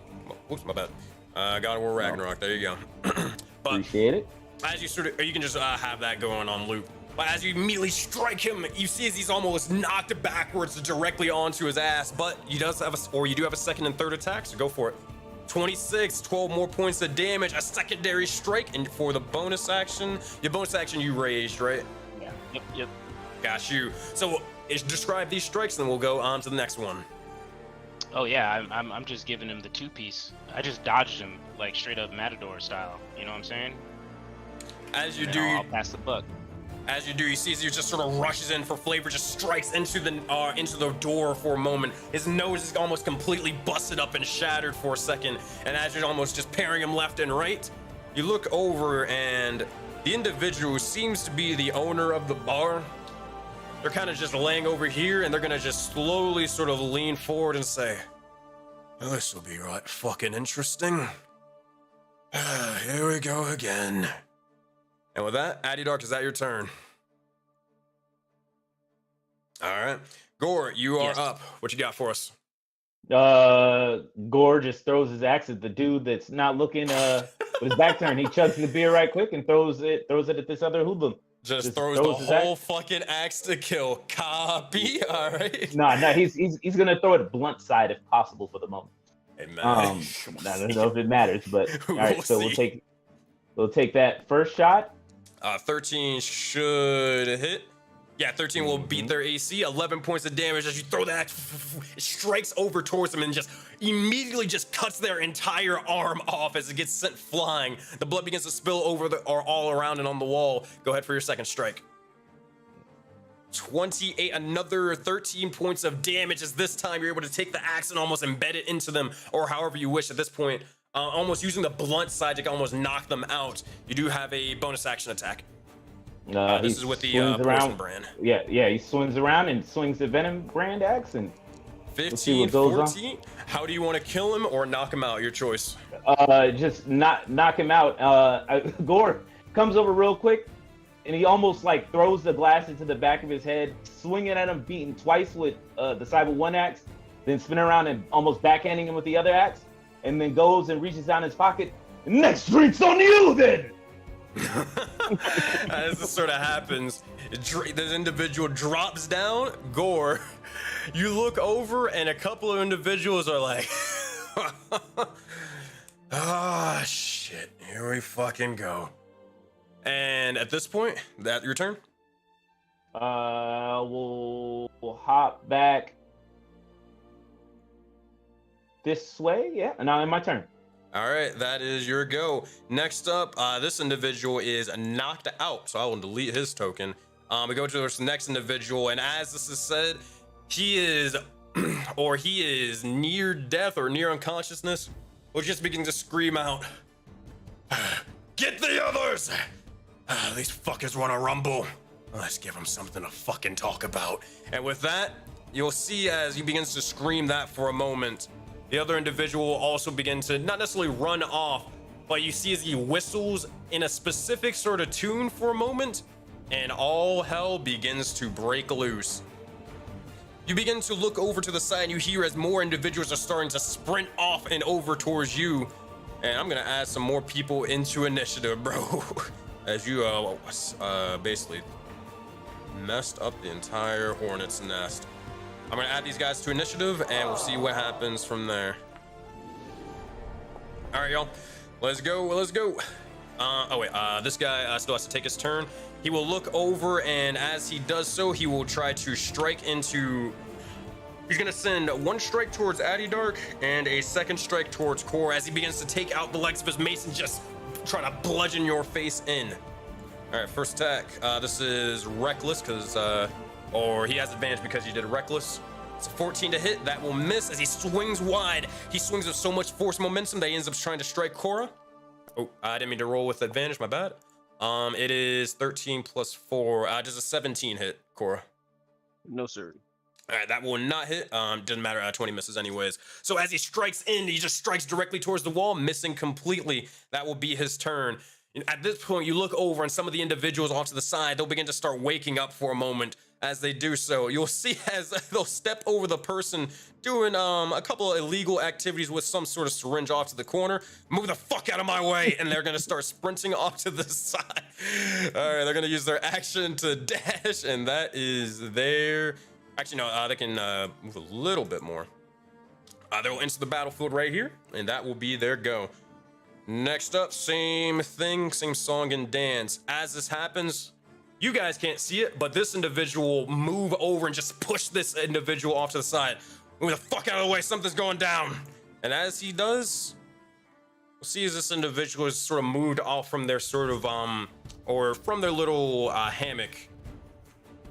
And they look over, and they almost begin to start snarling or almost growling for a second. Fucking hell. God damn it, not again. They'll look over for a moment and they'll look over towards another individual. It's fucking happening again. Get up! I sort of almost toss this sort of or a mug or kind of with a little bit of half liquor into it and throw it over towards this individual. And that will be their turn for now. Cora, you're up. What would you like to do? She's gonna bonus action grab her spiritual weapon. God damn, we are casting spells and everything. Oh, look over. They'll probably look over and say, Actually, do they care? Nah, they probably don't care, to be honest. All right, you cast spiritual weapon, and we will see. You can make the attack roll if you want. Target. I'm trying to get put up in jail. Alright, default item. Where is it? Oh, here it is. 26. That will hit. Roll damage for me. You might have to press the button if it's not up already. For some reason. Look at the chat and see if you see like a little damage button. I don't. It just says. That's weird. I'll roll it manually for now, but a 19 does hit. D8 plus 4. That will be a total of 7 points of or force damage to them. How do you want to kill them or knock them out? Your choice. She's going to kill them. All right, describe their demise. How do you kill them? She looks at the weapon, and as he's starting to look over, the boo-boo just takes the head right off. You got it. As you, it happens, you just see it flying. go. No, you just see it flying around and just a clean cut. As this happens, you notice as their head begins to start rolling over off to the side, and as this rolls over, it actually places itself in another sort of patron's head. They're looking at it like, oh, what the fuck, shit, and just toss it off to the side. Cora, that's your bonus action. You do have an action. Go for it. All right. And then I'm gonna. So, is the one next to us dead, or the one across? Yeah, the one next to you is dead. I'll delete his token. Alright, so she's gonna roll up to this one, and she's going to attack him. All right, go for it. Oh man. All right, it's gonna be a 9. That will actually not hit. You strike over with the kanabo, and you see as this one, he actually almost grabs the weapon and almost headbutts you for a second. As it happens, it rocks your world, but that will miss with your 9. You do have a little bit of movement if you want to, or position yourself anywhere else. Choice is yours. Nope, I'm good. All right, that is your go. Next up in initiative, we have, I got one more of these guys, and we'll see what goes on. All right. Even the guy in the bathroom, as he's sort of fixing himself up, he'll rush over off to the side. He'll spin his 30 feet, and he will begin to almost trip up a little bit, but that will be his turn. Next up in initiative, this guy over here will look over towards you, Core, and he is actually going to try to grapple you instead. Make a athletics check for me, or acrobatics. Athletics. 19 versus 17. That will not do it. You see as he begins to grab you for a moment and almost just decides to just put you in the likes of a chokehold for a second. As he does so, he will begin to start pulling and dragging Cora off to the side. As he does, he will then begin to look over and just almost toss her over towards the wall and immediately take the mace and just try to strike and bash her entire head in. He's going to do so with advantage as he has his little buddy next to him, as he has pack tactics. All right, it's going to be a mace attack. It's going to be a 17 to hit. That will miss. Not able to beat your AC as he strikes into the likes of your armor, and you see as he just vibrates for a moment, and no effect or damage is done. That is his go. Next up is this one over here. He is going to just start dashing off to the side. As he sort of pushes this one out, or pushes this one over, he will keep on moving on, and that will be his go. At this point, Addy Dark, before you take your initiative, you will see as you would. Where would this probably happen? You'd probably notice as this individual, this modern from earlier, they would begin to start running off to the side and immediately trying to dodge each and every one of this sort of strikes and more. And they're gonna head over towards here. And that would be just that. Dark, as you sort of see that happening, go ahead and do whatever you want to do for your turn. Awesome. Is Cora still grappled? Yeah, she's still grappled. Okay, I'm gonna move up to that individual and I'm going to shove him. All right. Across 1,000 shoves. Athletics check with advantage, because you're raging. 17 or 7 versus an 18. That will not do it for them. Immediately, you're able to push them off to the side. And are you knocking them prone or are you knocking them 5 feet away? If I knock them 5 feet away, do they hit the wall and take some damage? Sure, why not? As you do, you kind of push them over, and they're going to take about a D4 bludgeoning damage as you do so. Only 2, but hey, it adds up. As you look over, now they're sort of furious for a moment. What would you like to do for your second attack and bonus action? I'm going to shove this individual, the one to the right. All right, go ahead. Make an athletics check with advantage.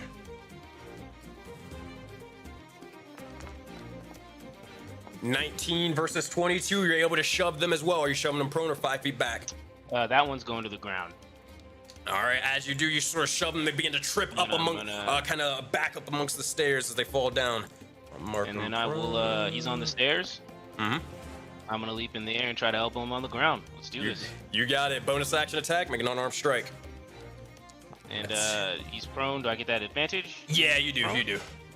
Let's go. 24. I knew I got the advantage. Let's go. I should have done the gore. With advantage. Let's go.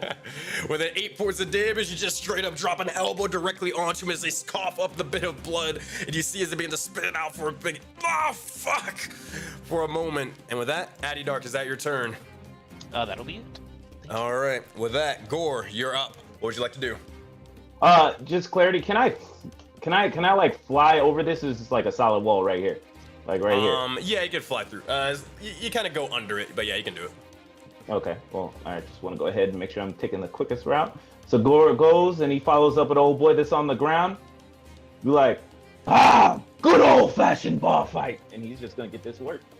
Go for it. Make some attacks. Go with the extra shit yet. So. 1. 20 will hit. Oh, you do have advantage on this one. Oh. Case for crit. Oh. All right. All right. So we'll take that first one being 13 points of damage. Roll for the second one. 2. Nice. Hold on. I think you just press 2. I just rolled it back. I just rolled it twice. Yeah. Got you. That's fine.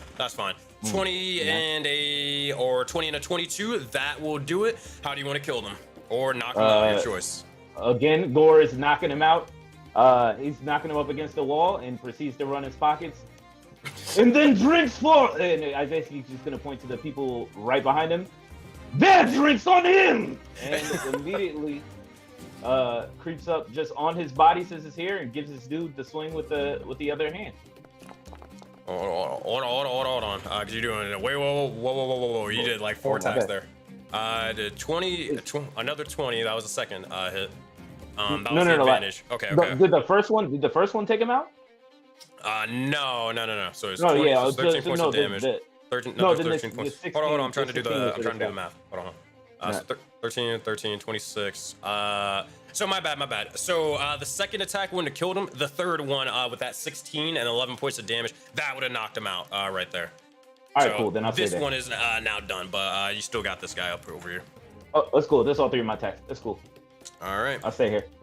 So with that is your turn to begin to throw the more of the gold. You run his pockets. You see as the barkeep immediately begins to take the gold, not questioning it. He immediately starts pouring more drinks for you. At this point, you see as they start sliding them down over towards you, Gore, Cora, and Addy Dark at this point. But now, that is your go. At this point, this guy is dead. I'll remove him from initiative. Or knocked out. Move over here. This guy, No. This individual is going to look over, and as he's sort of getting ready to, or try to get past him, he is going to take an attack of opportunity. And I'm going to roll for this. All right. I believe it's, yeah. With that, you see as this guy's just walking by, Cora, you'd probably be able to notice this. You see as he just gets stabbed directly into the back for a moment and just be immediately just shanked off to the side. As he looks over and turns around, you'll see as he tries to look over towards the Samadin who did it, and begin to say, "Hey man, don't look at me. I didn't fucking do it. It was all him, all him." And he points over towards the dwarf, or right beside him. And immediately you notice as this guy is just going to rush over and start trying to beat the shit now out of this dwarf over off to the side here. He's gonna make 2 attack rolls. 15 to hit, 4 points of damage. Second one is an 11. That will miss, and it strikes into his armor. And you see as he begins to just push him off from him. "Oh, what in the fuck are you doing?" And with that, he will add himself into the fray. And that will be his go. Next up, Cora, what would you like to do? So as his back is turned to Cora, she quickly grabs her spiritual weapon and blasts him in the back. All right, go ahead. I'll give you advantage for that because he's not looking right now. Okay.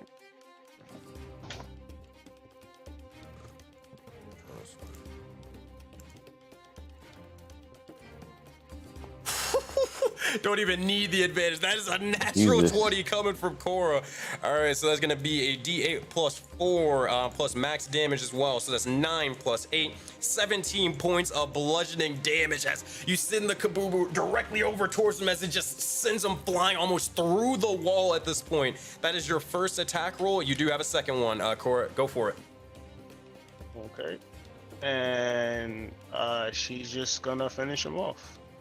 Go for it. Oh, it was supposed to be towards this guy. Oh, was it? I didn't know if you could. You probably wouldn't be able to. Oh, well, actually, no, I'll allow it. That's fine. Let me fix him up. Plus 17, and then towards this guy. Got you. All right, go for it. If you were trying to do your second thingy. Yeah, and then she's gonna straight boo-boo style. Go for it. Gonna be a 10. I think it's not working out for you. If you got inspiration, you can use it. But I'm not entirely sure if you do at the moment. All good, all good. As you try to strike into him, you see as he just barely is almost or ducks out of the way as he's now surrounded by 3 individuals trying to kill him. But that will be your turn unless you got anything else. Nope. All right.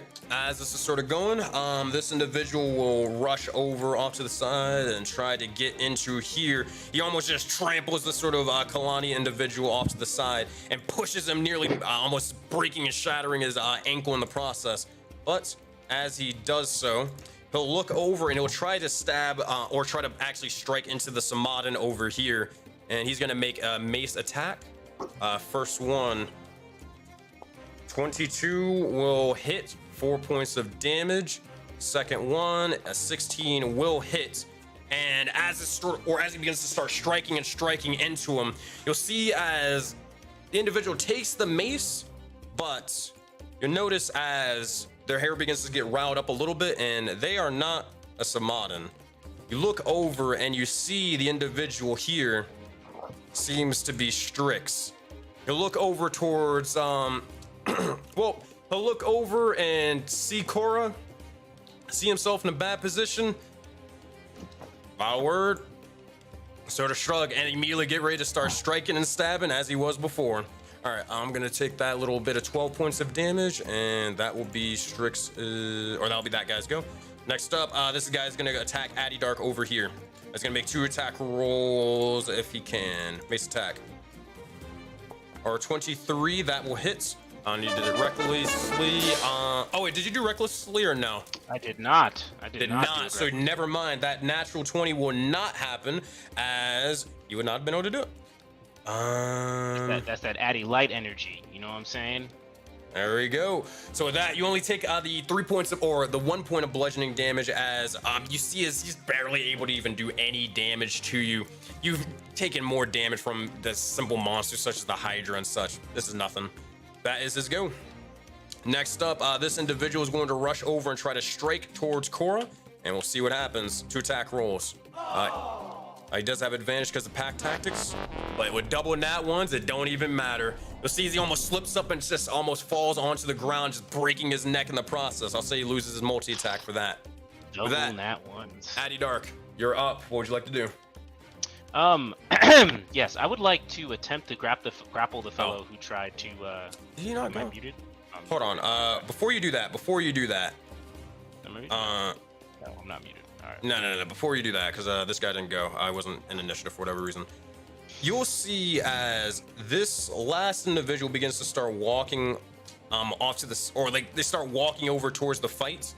And as they do, you'll see as they will not go anywhere, as they'll look over behind them and notice a massive sort of almost a massive hand that's almost in the shape of claws for a moment just grab them for a second. I'll look over towards the other individual to the left of them, and before they even know it, you see as just a massive sort of punch directly goes to their face, and immediately their neck is just completely snapped as they lie directly on the ground. With that, they look over and they see what's sort of going on, and now fuck it, why not? And they're going to jump into the fray as well, as it is an all-out brawl between everyone at this point in time. With that, I'm going to remove them out from initiative, and I will add this guy as well. And I think that should be that. Go ahead, Addy Dark. What you want to do? Yeah, question. With the water rage, the extra range of for attacks, that's not for grapples and shoves. That's just for attacks, correct? I would. I think it's only attack rolls. I can look at it later. We're gonna say gonna say only attack rolls for now. Okay, yeah, we can look at it later. That's cool. So I'm gonna attempt to grapple the dude in front of me first, then. But I'm gonna flavor it a certain way if it's successful. So let's see if it's successful first. Almost 20, 19. That is 6. Oh wait, hold on, I still got to roll. My bad. Athletics from this guy. 6. Yeah, you're good. Success. Cool. I'm gonna grapple him, but it's kind of a full speed charge where I pick him up and I attempt to throw him at his buddy here. So then I'll unarmed strike his friend. Got you. I'll tell you what, if you hit this guy, then I'll have them take both the unarmed strike damage. This one I'm gonna do reckless then. Good thing that you did. 10 would miss. One more time.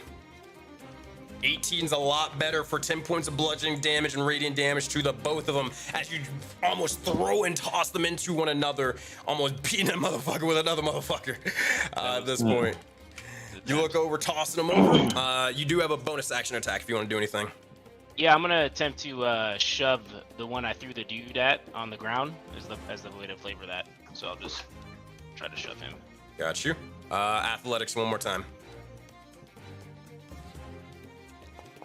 11 will barely beat a 10, but it still beats it. At that point, you're able to push him down, but you're struggling a little bit. You're losing more and more energy as it's going on and on. That will make him prone. And Addy Dark, is that your turn? That'll be my turn. All right. This individual will look over, and at this point, they are pissed off that they were struck. They are going to immediately break into a rage as they begin to start crackling with lightning for a moment. As they do so, they will take a massive maul and just try to take this guy's head completely off recklessly. And it's going to be a 14 to hit or 15 points of bludgeoning damage as their head just goes completely off as they get sent flying. That will be their turn. Next up, they will look over, and at this point, they will then send another attack roll pretty much towards anybody they can see. They'll look over, see that they're part of this gang, and they're just going to bring the hammer onto their ankle and try to shatter it. It's going to be reckless as well. 18, 12 points of bludgeoning damage plus their rage bonus damage for an extra 3. Also, I've been adding it, your rage damage off to the side, Addy Dark. If you couldn't tell. Oh no, I couldn't thank you though.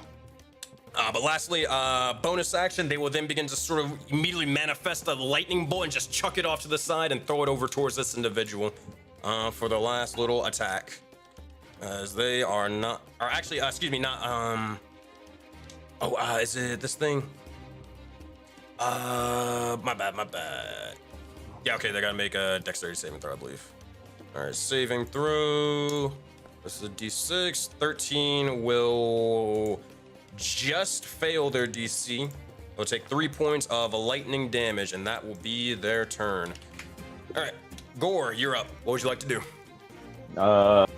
Gore is gonna quickly fly in between here. I'm right here. Will I take opportunity attack if I'm right there? I'm fine.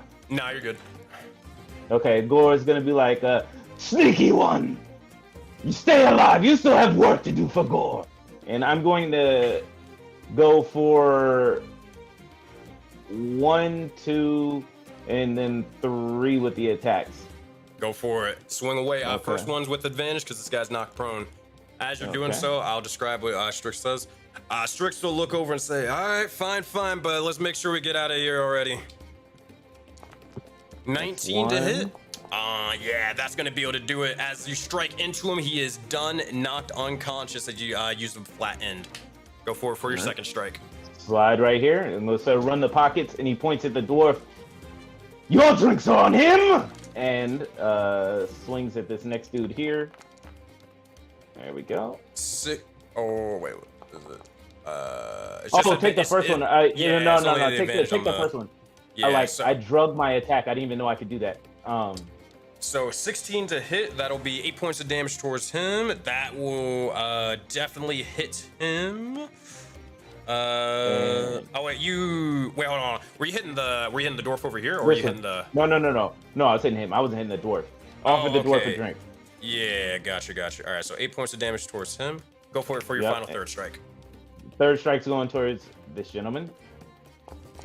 19, that's going to be 11 points of damage. You take the axe and strike it into him. You see as he is bleeding profusely now, but he begins to cough up blood. Fucking move, you little shit. And with that, is that your turn? Yeah, it ends my turn. All right. I'll look over, and at this point, oh man, it's a barbarian party. You'll see as this individual begins to start howling for a moment, and as they do so, you'll notice as their form begins to, they begin to grow even more and more hair and such, and they will use their shifting feature. And as they do, they will begin to grow more and more claws, and they will start striking at this individual, almost like Wolverine trying to rip them into two. Their unarmed strike, I think, is incorrect, so I'll just use the attack, and then I'll roll the damage manually. All right, one attack, 26. Oh, nope, it's fine. That's going to be 7 points of damage towards them. Second attack, 16 to hit, 8 points of damage as well. And third final, oh wait, no, they already used their bonus action, so that will be it for them. You see as they just pierce through them with their little bit of claws and just almost start ripping from behind. That is their go. This individual will join him, and they'll immediately sort of grapple them for a second, putting them into a chokehold. Athletics check for a moment. 13 is not the greatest, but might be enough. 15, not enough. They will try again for their second go. Not looking too good. 10 versus 16. You'll see as they try to push them and try to almost throw them towards the wall, but you see as this individual is just fighting wildly and rapidly for a moment. At this point, that will be their go. Cora, you're up. What you got for us?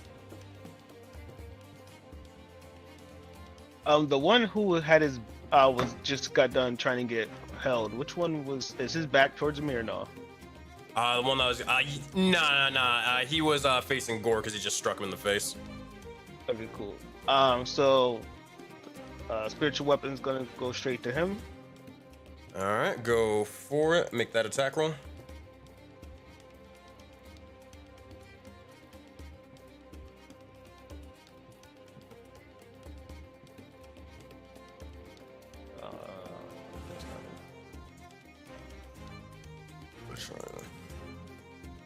It's asking me to no. For some reason it won't let me roll. let me see. Personal weapon. Oh, it's because you might have did you do it where you've been consuming spell slots the entire time? It might be that. Here, try it now. Okay. Yeah, whenever you cast a spell and stuff like that, make sure to just make sure to uncheck consume spell slot and you'll be good. So 12 points of damage, or 12 to hit, and we'll roll it again. So D8 plus 4, 7 more points of damage towards them. And Cora, how do you want to do this? How do you want to knock him out or kill him? As he was focusing on Gore, he didn't even see the spiritual weapon going straight for his head. As it happens, just another head begins to roll off to the side, and with that, both of the werefolk are covered in blood, and they're not necessarily afraid of it. They will welcome it. That is that. Cora, you do have an action though. She's gonna duff this one right next to Gore. Go for it. I'm probably gonna miss this too. 19. Nope, that's all you need. 10 points of bludgeoning damage, and they are defeated. How do you kill them? So she grabs her cannonball after it killed old boy, her weapon, and just like straight uppercut. She's trying to make this as gory as possible. As you sort of do, you see as the blood is spilled amongst the wall. It's a complete murder scene and such, that you even actually strike them so hard with that 19 that you leave an indent into the tavern walls that begins to almost completely crumple onto them. Easily enough, everybody can start seeing the outside as this guy is tossed off. But with that, as they're sort of, or with this sort of display, eventually they're all defeated. Now look over towards you. Look over towards them. And it seems to be they'll dust themselves off for the time being, and they'll nod. That will be the end of combat. Looking over, at this point, Gore, the last thing that you do begin to hear is, you do hear as the barkeep begins to say, "How many drinks is that again?" You tell me how many drinks that would be, because he would get one for the dwarf that was fighting, the werefolk that hopped in, and those people he pointed at, because he said he pointed at him. He said he'd give him drinks. Well, you'll see as this individual begin to step up and say, it can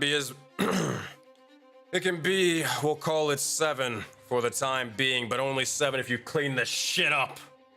Look, I get it. This tavern's not necessarily known for its sort of, how you say, cleanly demeanor. With all this fucking blood and bodies, I'm leaving it to you to sort of clean this up. I'll make sure that you never step foot in here again. All I ask. We clear? Gore tip his hat, be like, Gore was just doing the customary way. Up tavern brawls and his running pockets was away. Do as you wish. Just make sure that by the time the guards get here, all this shit is cleaned up and there are no bodies in sight. I'll see as he begins to look over, and he'll just sit back onto his little sofa. Simple as that. Quiet Amen. one. Why don't you the bodies around? Cora would look Gore at Gore. puts his hand to his head and put the other arm up, waving it in the sky. Cora would look at Gore and calmly would say, Cora kills. Cora does not clean. And then she will look at Trix, and then Ash would have to ask Trix for a favor. What do you say? She would wait until like there's no one, listening. So like, once these niggas over here, go about their business. Got you.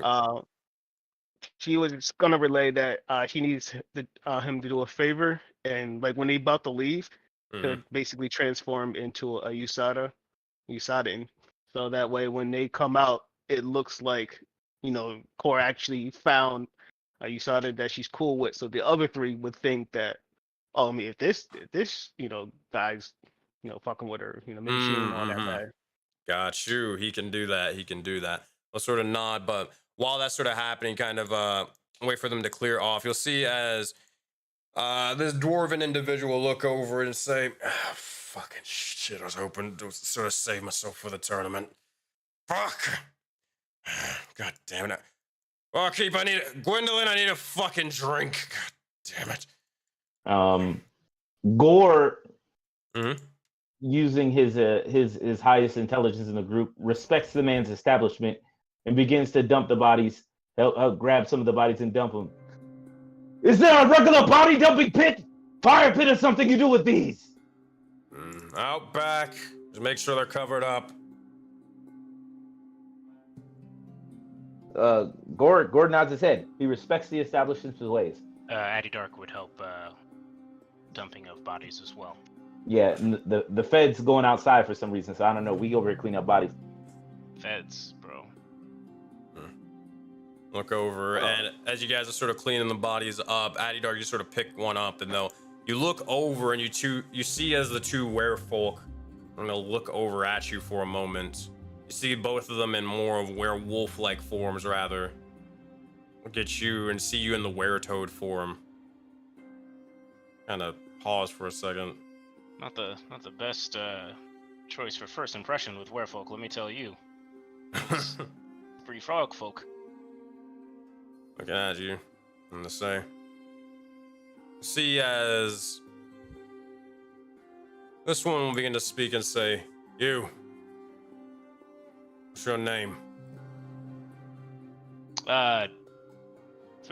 I know like what type of werefolk these people is? By the way, can I do like a history check or some shit? You can make a history check, but you actually don't really need to make a history check. You would know that these are individuals, considering that the fact that they're, werewolves specifically, you can just tell with their nature, and you just transforming into different ones each time you rage. You would know that they come from that tribe, the wolf tribe. Cool. And class 2? I know they barbing it up too? Yeah, you'd be able to tell that they're definitely barbarians of the sorts. Or barbs. Man. This one over here would be more of a ranger, though. Okay. Cool. Am I still on my good sir shit? That's the question. I've already announced ourselves. Addy Dark of the Voting Knights. Who's this who even deserves my name?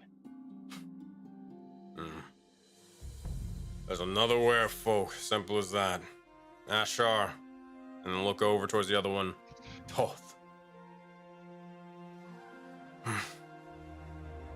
Look over. Oh, that you'll see as Ashar will just begin to say, "Fight well." And just sort of nod and keep it simple and keep it moving. Now I know what it feels like to RP with Addy Dark 1 year ago. Now I know. I know what it feels like. Unless you stop them, they'll just keep on moving. I got a body in my hand, bro. I'm trying to clean up these bodies. You can ask them for a hand, but they just walking by. They seem like you got it. They're walking. Oh, okay. That's not a bad idea. What's his name? Oh, you can offer over. Asher? Is his name Asher? Oh, that's funny. Ashar. Ashar. Okay. Ashar, was it? Why don't you help clean up these bodies? There's a few more, you're just walking right over them. Don't you know how to keep a den clean? Barely used to staying in inns, let alone stuff like this. But, fuck it. I'm already... Well, why not? But waking up to a bar fight, getting tossed out of my own fucking bed. Why not dispense bodies? Great start to the tournament. Why not? Look over and they'll begin to sort of like almost claw into one of them and just pick them up with one hand, and such. As they do, Toth will also sort of help out and start helping clean up the bodies and a bit of the blood as well. As you do, you guys all begin to start heading out towards the back, as they kind of mentioned. Eventually, you, if I can drag your tokens and stuff. Eventually, as you do notice as there's a couple of dumpsters and such, and that seems to be covered up with multiple tarps and other things. You do notice as there are like lots of maggots and flies or above them, but that's it. as you sort of do, you'll see as Ashar will kind of like unveil it, notice as there are many other bodies here as well. Other corpses, about several in fact. Look over, toss them in here. I'll toss mine in there. Gore, are you dragging one of these bodies out? What does it look Yeah, like? Gore drag the body out. I mean, 3 times larger than him. Kind of I curious. could I? I think I could. I mean, I've lifted. Yeah, you've been able to lift Agni before and stuff. You're fine. It probably look weird, but I definitely am lugging somebody out, not over the shoulder, but would definitely pick them up with a little bit more ease than would have perhaps been looked at and dumped the body in. I don't know if the werefolk would look at that funny. Stab the axe in the body and then just kind of drag it along. You know? Yeah, but it wouldn't be a struggle though. No, he stabbed the body, then tossed the axe. Yeah. I like the flair. Going for narrative, bro. Yeah. And the goal would be like, for your werefolk kin, we drink. You saying that to Adidark or saying that to them? all of Sorry, them. them? I'm talking generally to the werefolk in the area. Oh. Bro, I'm a knight now, bro. Look over and say, fine if you're paying. Well, actually, I guess you're not paying. They're paying. They're paying! And Gore points back to the pit. Pointing at the dead bodies. They're paying. I see what you guys did there. It's funny. Look over, and with that, I'll head back over towards the bar and get you guys settled up. At this point, Cora, as you're sort of having that conversation with Strix, the last sort of thing before we head over to Azora, Zaman, and Agni, you would see as a couple of other individuals are apparently beginning to make their way over here. You look over, and with your passive perception, you do notice as a motley troop are making their way over. About several armored individuals, but they don't necessarily seem to be like guards. They seem to be more of like priests of the sorts rather than anything. As they're sort of doing, eventually you do notice with your past perception, the last sort of thing, that there are a couple of individuals riding atop of winged lions and such. But we'll return back to that in a minute, unless there's anything you'd like to say or do, Cora. Yeah. Cora's gonna ask the barkeep if she knows anyone by the name of Neff. Kind of as they're sort of cleaning up a little bit, they'll point over towards the tiefling off to the side. That one. Okay. Is there any drinks that's currently on the counter?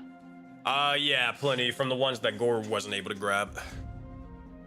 Cora will grab 2 drinks and make her way over to the table. You got it.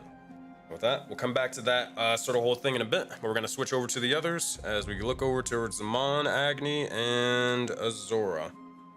All right. Meanwhile, back at the Red Devil Inn, this is where you guys are. Is it doing the map thing again? I hope not. Okay. It's the map thing. Yeah, it's the thing where it basically just shows like a completely dark screen, but just all the tokens are there. It loaded for me. It loaded for me.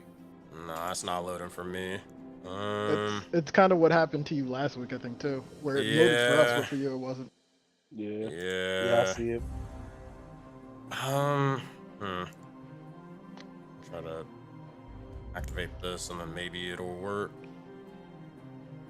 Oh no, it's not even like, it's not even letting me pull my own self to the actual scene.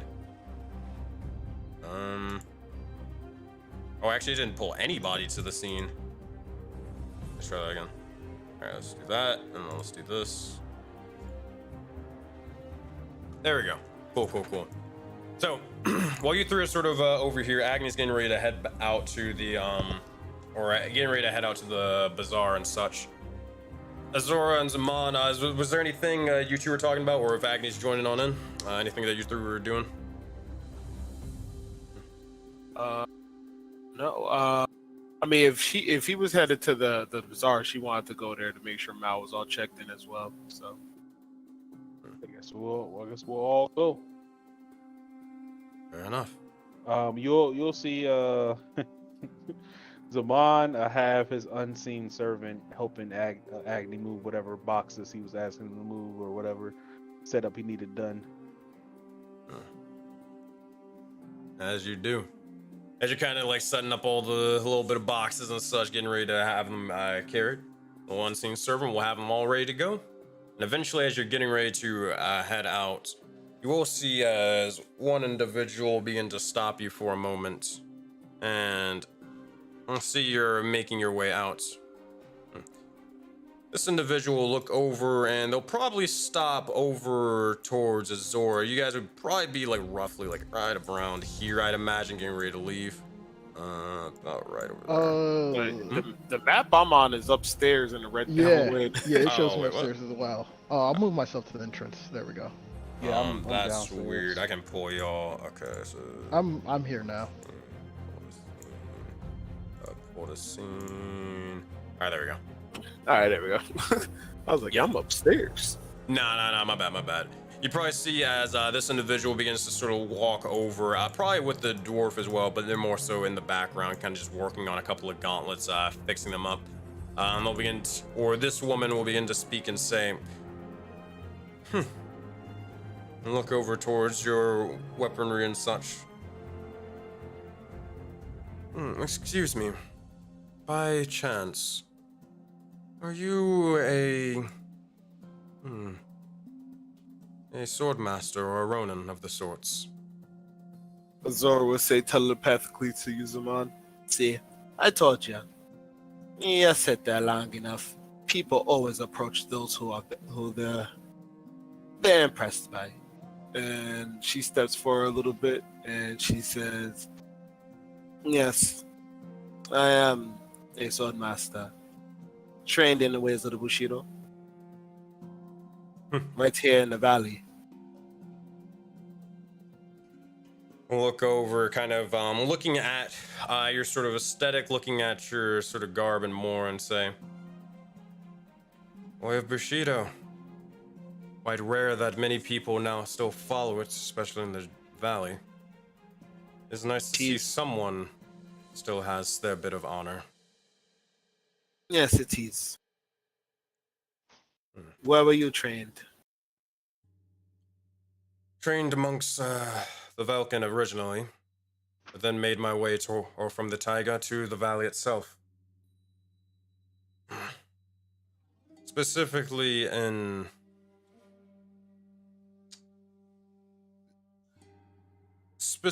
amongst a couple of sort of red orcs of the sorts. And the Blood Tribe, if you've known of them. Understood. Well, in your name. My apologies. You may refer to me as Ella. Simple as that. You may refer to me as Azora Lunista of the Voda Knights. Look over and make an insight check for me, Zora. Copy. Insight. 21. You look over at her, and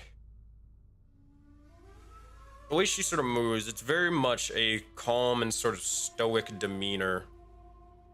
And eventually, as you realize with your 21 on insight check, she's not even just more so looking and just having a conversation with you. You can see that her mind is running at like 100 miles a minute.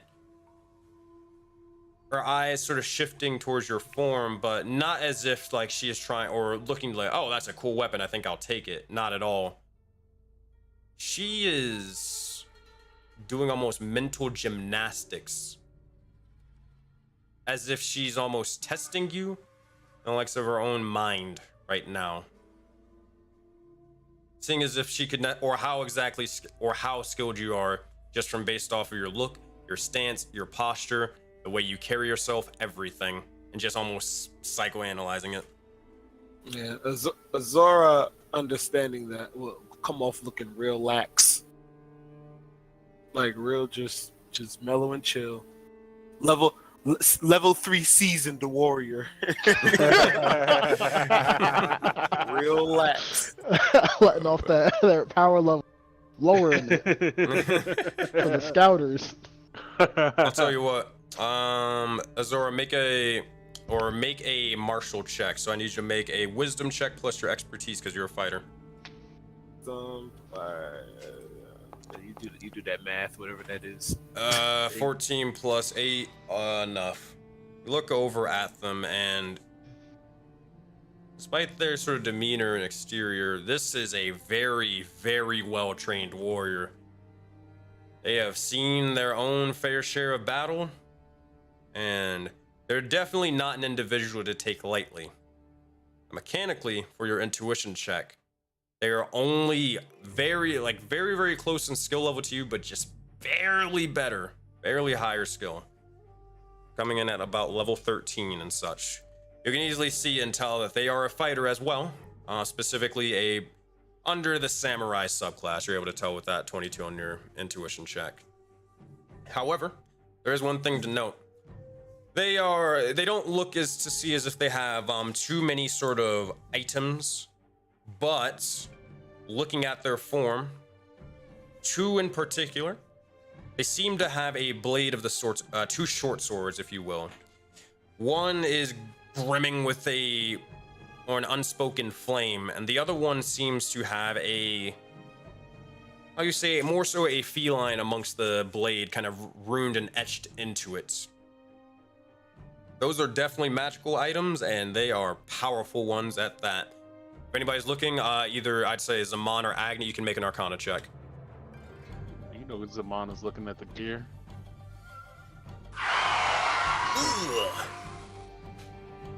Yeah. We'll use that magical guidance. Go for it. I'm curious because it is weaponry, or else I wouldn't care. 24 and a 15. All right, Agni, you're able to learn the one. Zaman, you're able to learn the both. Agni, you look over at the sword, and it's funny. It truly is. You look over towards Azora's blade, and you look over towards hers, and her blade is a flame tongue blade, specifically a flame tongue short sword. The second one, though, you're not entirely sure. But Zaman, you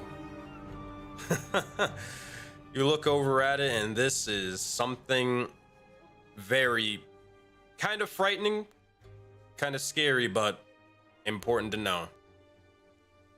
The weapon itself, the way it's sort of curved, it's weird. Almost the slightest angle, the slightest shift or movement could easily rip and tear someone's entire head off clean. That is a 9 alive Stealer short sword. Oh, okay. That is a very, very powerful weapon. Essentially, one fatal mistake, and they could instantly decapitate somebody. Or knock them and kill them just with one single strike. Gotta get our best thieves on that one. So Azora, seeing her ire up, she'll say, you'll see, like, her eye will flash real quick and then go back to the normal icy look, and she'll say, no need to do that. You're very skilled, and so am I. Are you in singles or doubles? As she looked at the dwarf behind her. Doubles. They'll look over, and they'll kind of look over towards their partner off to the side. At this point, you do see as they're kind of beginning to punch the gauntlets together, and you see as they almost make a little bit of a booming sound. Go ahead. She'll say, well, survive it long enough and you don't have to stare. You can test it out yourself in the tournaments. And sorry, I don't mean to be rude, but who are you fighting for?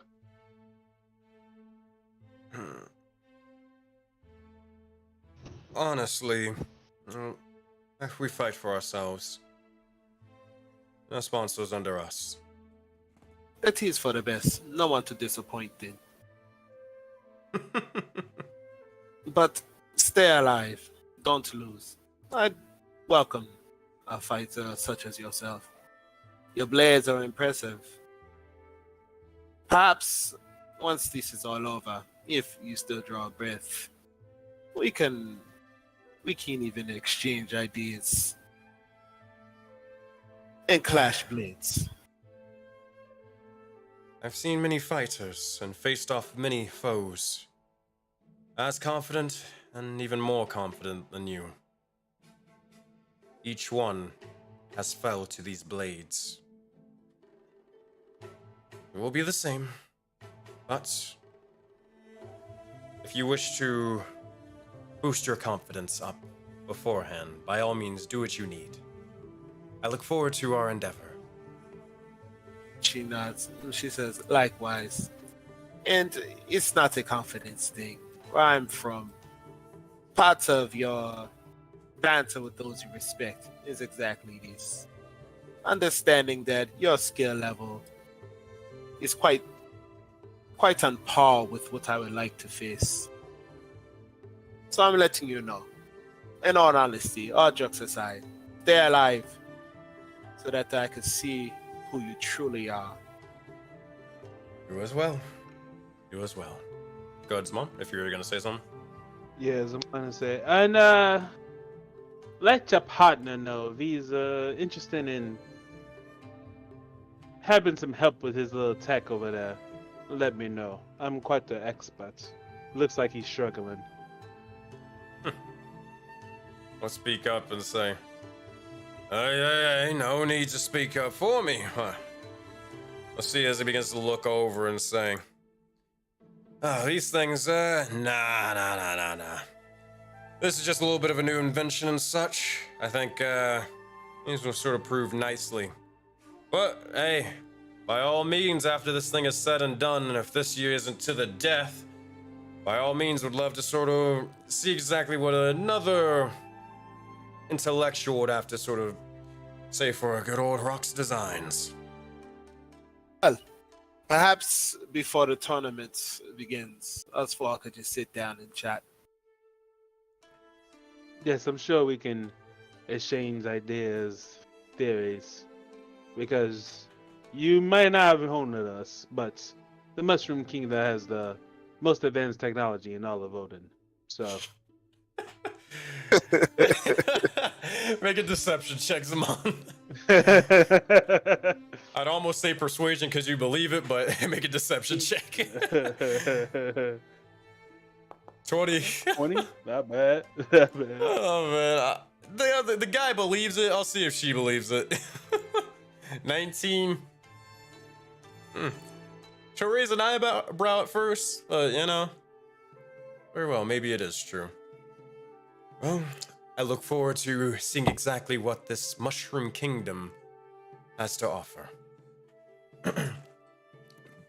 I would say best of luck, but you are my opponent in this endeavor, so I'll just leave it as don't die. It's simple. Exactly. And she nods. And Zaman would say, make sure neither one of you break any legs. With that, you guys are free to sort of go off and do your own thing. All right. Oh, did we get their names? Yeah. Yeah. Not the dwarf, but No, he said it. HROK, Rock. Rock. Did we get an idea of his season? Yeah. You can make another intuition check if you want. Okay. 7 plus 8, 15. Yeah, that's fine. Yeah, so this individual, clearly, they are an artificer, specifically of the armorer subclass. What level they are, comparison to you, probably a little bit of the same level, but probably one level beneath at level 9. Okay. You know, gotta take all these notes on all these potential opponents. Or potential assets. Or potential assets. Well, all right, there you go. With that, do you guys head to the bazaar? Yeah, Zaman would quickly talk to the barkeep, and seeing these two over here, Because they kind of caught his eye. He'd say, send a couple of those burgers with ice to those two over there. boy. Would you? Oh man! All right. So look And over. Go. Tell them it's compliments of Zamanunme. When y'all realize what that shit is, it's gonna be jokes. Really have no idea what it is. Just sending No it idea. out. Bro. They Got will one look that Don't work. know, don't know the cost. Don't know nothing about it. I'll look over. Well, the cost is a lot. I'll tell you that much. Well, a lot to like typical peasant means. It is 10 gold a pop. Zamar laughs. Okay. Oh man, this man made too much money. All right. So, as you guys begin to head over towards the bazaar and such, let me go move your characters over here. I don't know why there's 2 Agnes. I can fix that. Actually, there's like 4 Agnes. What the hell? Hey, clone spell. Sometimes it'd be like that. All right, Agni, Zaman. Wait, oh. Hello? Hello? Discord might have crashed or something. Chat, let me know if you guys can hear me. Like, all the Foundry just, like, did a little weird blip. That was weird. Can anybody hear me? Anyone hear me? Hello?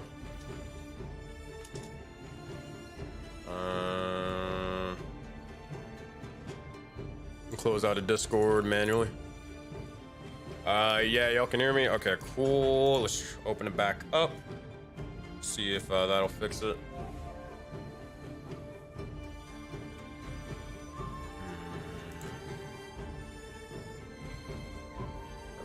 Session 2. I don't know what that was. It's just like randomly like we can now. Can't hear you in Discord though. Okay. Huh. Discord's not loading right now. It's taking forever to load. Okay, there it is. Wait, nope. There it is. But you know the trees. Hello? Back. Yo. All right, there you go. I don't know what that was. It just like all the Foundry over on like the DM side just crashed, and then Discord just said nope. All right, I'll fix that.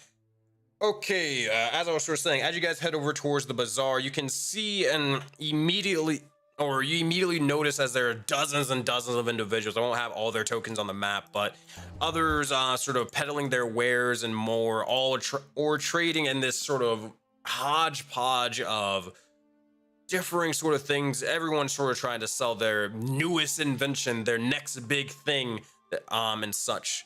Others more so selling things of a consistent variety as they set up their own storefronts.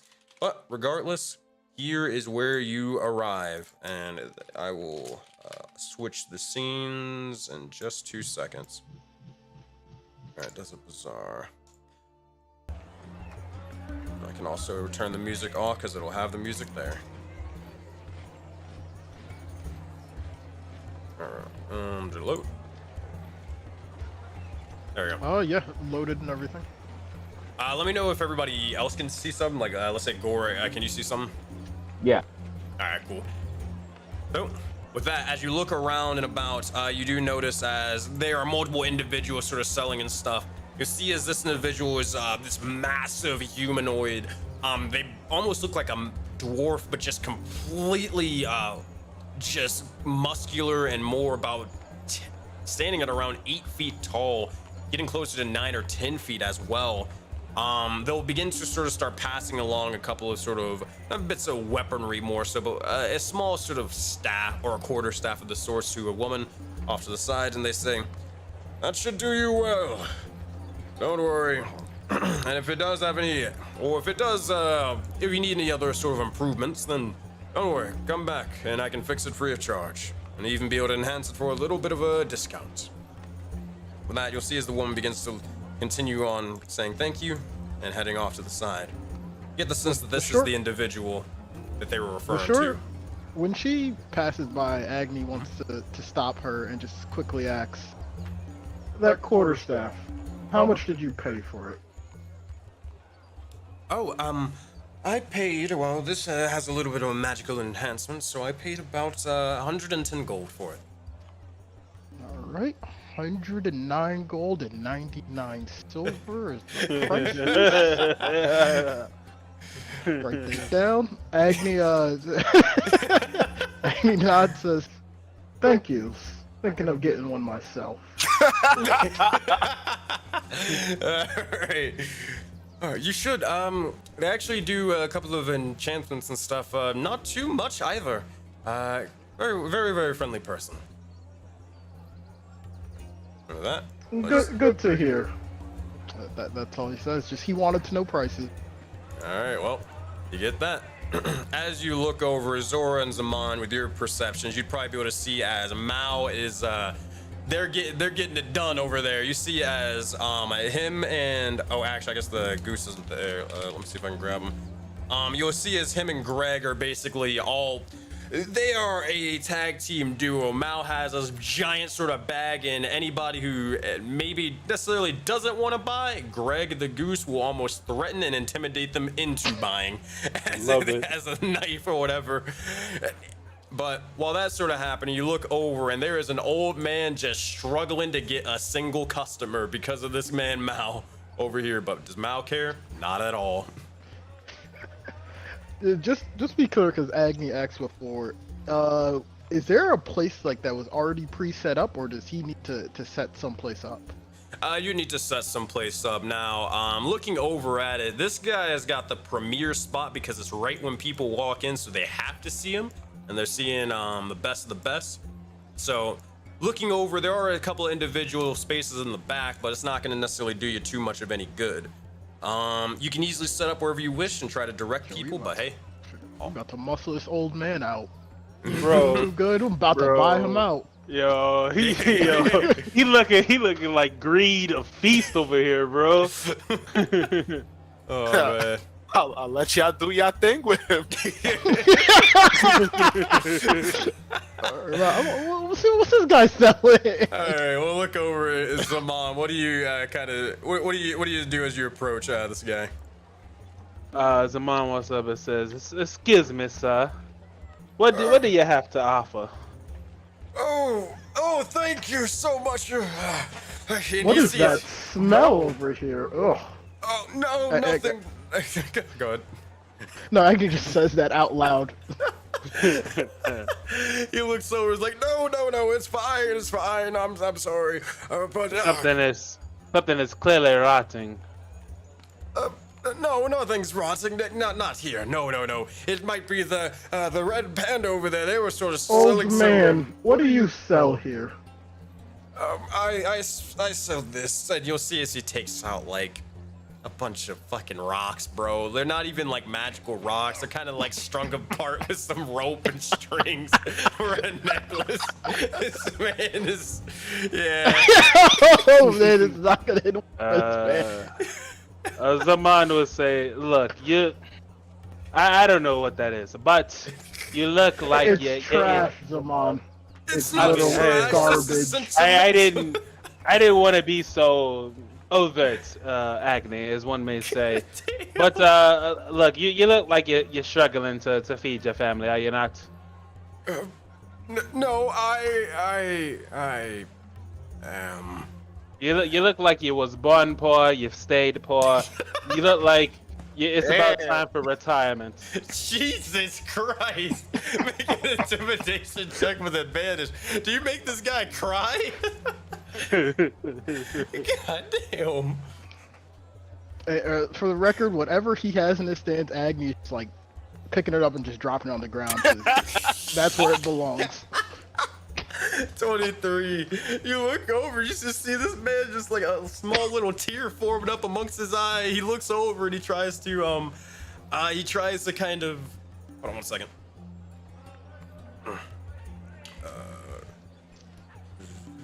Sorry about that. But yeah, he looks over and he's trying to sort of fix, or try to pick up the little bit of, sort of wares that you're sort of dropping on the ground. Hey, don't do that. Oh, fuck. Look, it just, and just begins to come... immediately sort of reach towards his back as he nearly hears this massive crack. Go ahead. Zaman said, look, just walk with me. You don't need to stand anymore. Come here. Come over here. Okay, fine. I'll start following. Copy. Give me 2 seconds, y'all. Zamana just take him back here. He's about to make a deal with this guy, and he looks at Agony. He says, "You know what to do." Oh, I'm already in his stand. Grand opening, grand closing. Alright, so this is what you got. This is Azamana. This is where his stand actually is. Where you're sitting. Oh, okay. Yeah. Copy. Well, he'll try to take him in like a small, like secluded place. You want to go upstairs or you want to stay down here? We go upstairs real quick. You know, Agony can do his thing. All right. Hopefully, if this works. Believes he's already closing up his shop for No, him. that don't work. God damn it. Try it. I don't know what Zaman's here we gonna do, but he ain't gonna come back to his shop. No, bro. Bro, that shop is gone, bro. He ain't I am closing it down right that shop now. is gone, bro. Let's see as he'll climb up the ladder and such. I hope it's working with the little. It took me a long goddamn while to get this fucking map set up for like all the leveling and all that. So That's hopefully it pretty works. dope. All right. So look over and say, yes. What would you like to sort of talk about? Look here. You've had a hard life, clearly. You probably only had a few years left. Why don't you live in a lap of luxury? See, as he sort of starts kind of wiping his tear and such and say, it's been such a. I've been trying over and over again to sell anything. I spent hours sort of crafting these bits of works of art, but they never sell. They never do anything. You don't have any talent. It's fine. Look, just quickly, look. I'm trying to help you out. Just quickly, just sign here. Just sign here, and you won't. All your money worries will just go away. All of them? All of them just gone. No need to worry anymore. Like, I won't have to worry about any fees or any taxes or anything. You will have to worry about absolutely nothing. You just sign the dotted line, and you're good to go. Persuasion check with advantage. To see if he even It's checks. Deception. Oh yeah, my He bad. is- Deception. He is trying to get this man to sign the soul away for pennies. Oh, I know. I am very aware. 23. Why did you say so sooner? Okay. Just immediately take whatever pen or ink that you got and just start signing. Politics. Just start signing. He's like, oh, how many times do I have to sign and where? Just sign here, initial here, right there. Oh yeah, hold on. Just prick. Just a slight little prick, a little bit of blood. It's fine. Don't worry about it. Keep. Here you go. There you go. And the deal is made. Oh, Then you'll see Zaman probably give him the most gold he's ever seen in his life, which is about 5 gold pieces. It says, "Now, when I call of you, just answer. No questions asked. Whatever I need." Oh, this is amazing. This is what financial freedom feels like.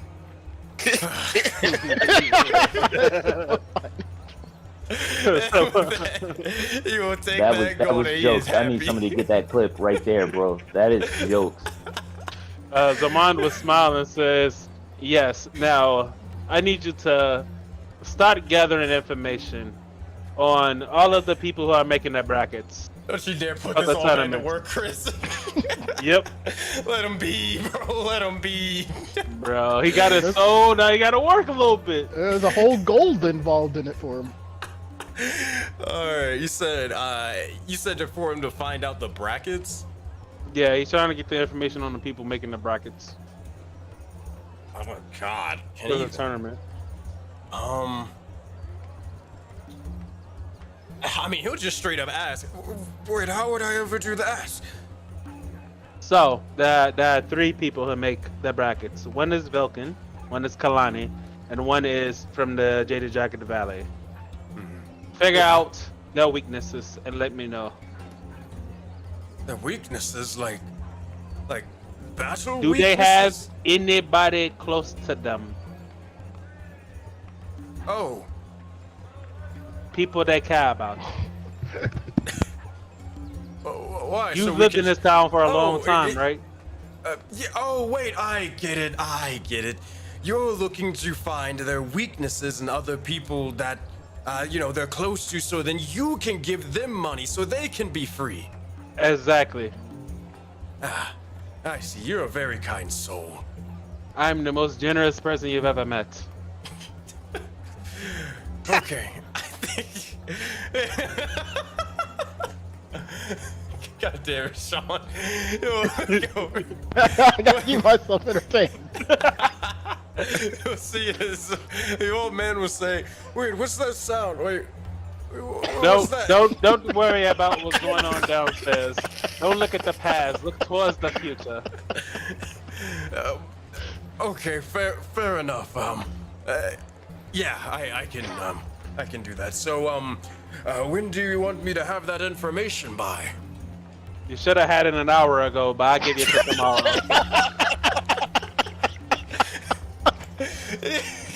You'll see as he will look over, he'll just start scrambling for a bit, grab his little staff and such, and be like, "All right, I'll get this to you. Oh, by the way, what's your name again?" Because he doesn't fucking know. Oh shit, I forgot. The name is Aman Undme. All right. Oh God. All right, chat. I need a name for this guy. This old man. Someone in chat will come up with his name. And Max, Zamana give him an extra gold and say, "Don't spend it all in one place." Carl Harold. Oh God. All right. With that, Zaman, you look over at Agni. You have set up shop. Yeah, he has he has like whatever little stuff that was important is just like in a bag right here, and he just doesn't say anything, and he just nods at Zaman, and we both know what just happened. Zaman nods back and goes to check on Mal. All right. Jesus Christ. All right. Lastly, before he goes, he Yeah. goes stuff like 10 business cards of Agni's new place in his pockets, and just hits him on the way out. just pats his butt like good job, champ. I'm gonna name him Harold. I'm gonna name him Harold. Oh man, Harold, good to know. Good lord. Someone got his first contract. Someone can come up with his last name though. So Harold is gonna go and do his thing. Zora, so this will probably be a little bit before Zamani get back, unless Zora, you were waiting for him to get back. She was just leaning, watching Mal's work, and just waiting for Zaman to come back. All right. At this point, you'll see as Mao is just saying, or look over towards the Kalani individual. Well, yes. Oh wait, hold on. Well, you see, these boots right here. These boots, these will take you to the moon. See, here, I'll even test them out. You'll see as he sort of straps them on for a second, just starts jumping up and down. Haven't you ever wanted to just get to a high place and more? Well, these boots. You see, hold on. You see as Zora walk by and be like, "Oh," she said, "Oh my goodness, yo, Mao, yo, these boots, oh, they got me out of so much trouble. Look what I can do." And she's like, you see her zip around and zip back. She's like, "Wow, these boots are amazing. I love. Do you have these in red bottoms by any chance?" and she looks over at the customer. She said, "Oh, excuse me. I was gonna buy these pair. You're not interested in them, are you?" We are in our element here. I'll wait in line. I apologize. My excitement. You weren't gonna buy these, right? Look over and it'll say, the look over towards Mal, look over towards Azora. I'll buy two. And with that, Mal will get some money, and they'll look over, and as they sort of go off and do their thing, Mal will look over, and they're just gonna pass you about 30 gold for your cut. Yo, She gives Zaman the 30 gold, and she says, "I'm sure we're all wheeling and dealing here." Zaman smiles and says, "This is another 6 people right here." politics is hilarious. But we got about 5 minutes for this, and I gotta make sure something happens over on the with the other group. So I'll wrap this up in a second. Bro, I'm good off that. That was a joke. Yeah, I'm good. She wanted to make sure Mal was set up, good getting money. She did her job. The mom was just saying to Mal, make Mhm. sure you also use this opportunity to scout any technologies. Remember, Mal, hustle, hustle, hustle, hard.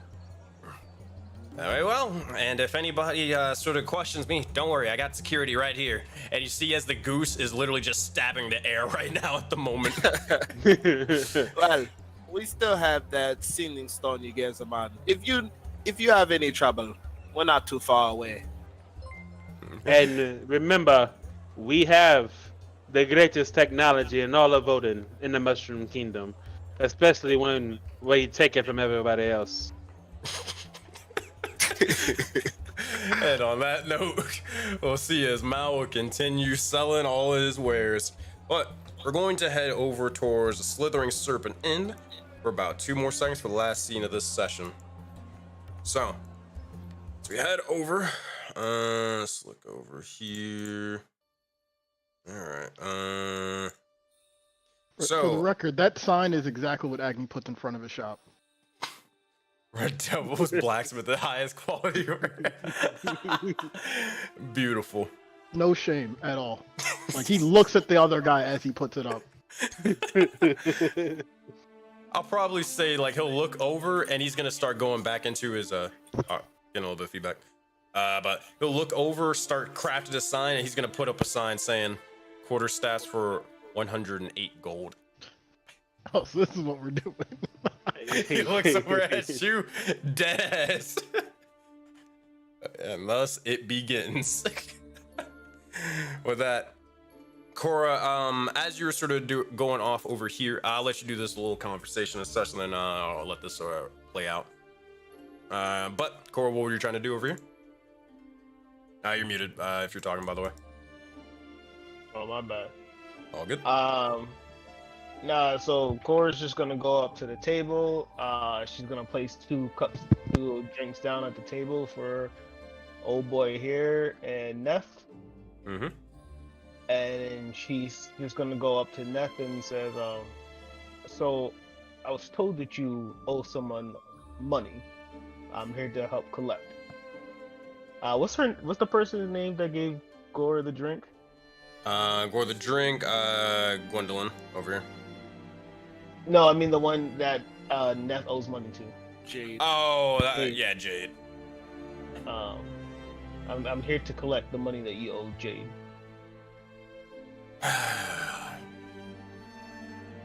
The look over for a moment, look over towards them.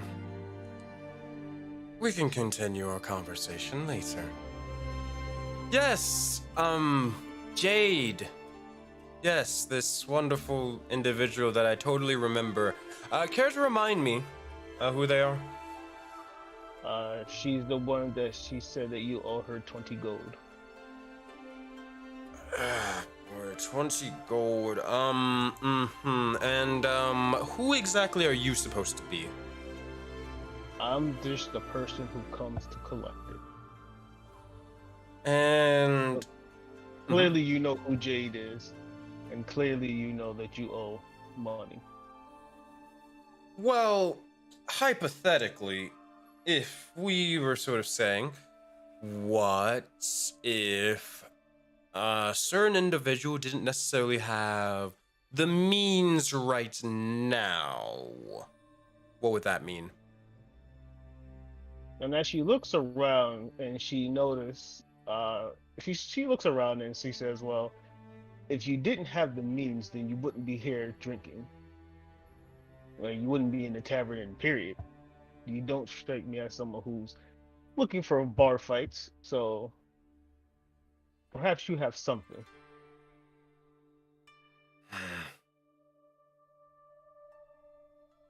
Look over for a moment. Cora, make an intimidation check with advantage. And I'll let you use your strength modifier, so I'm gonna add to it.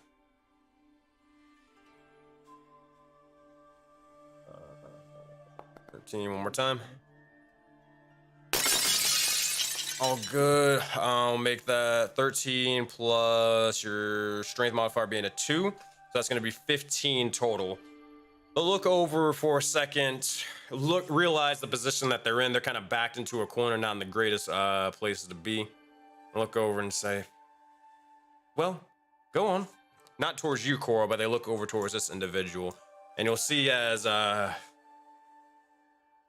begin to say, fine, it better be worth it at least. And they'll kind of open up their, they'll open up their little satchel and begin to pay forth 20 gold for her. Okay. Cora will look and say, "You guys have a good evening." She leaves the 2 drinks there, just for them, and she takes the money, and she's heading off. As you do, you kind of look over for a moment, and you see as those priests that were off to the side. This is probably like while Addy, Dark, and Gore are still throwing the bodies out and getting ready to head back in, but you do notice as more so a scene will begin to start taking place. Strix was getting ready to start heading over, and they will look like Yasuda, but they'll be kind of just waiting outside, outside of the tavern.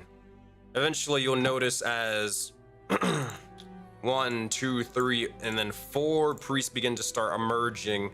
They're all wearing these sort of strange robes of the sorts, and as they do, look over as another individual begin to form. Their hair almost golden as it begins to sort of flow with a strange wind. They carry a staff, and you notice as they have these angelic wings sort of displayed or splayed out from behind them.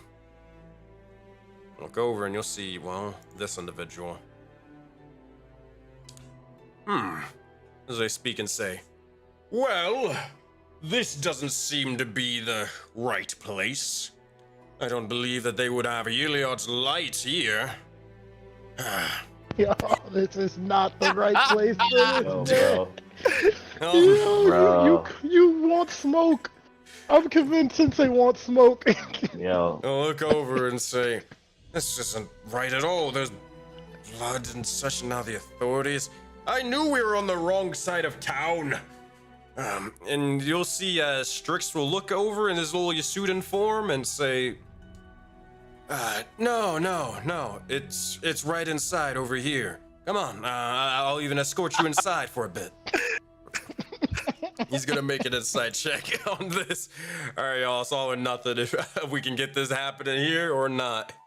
Oh, bro. It's about to be grand opening, grand closing. Grand close.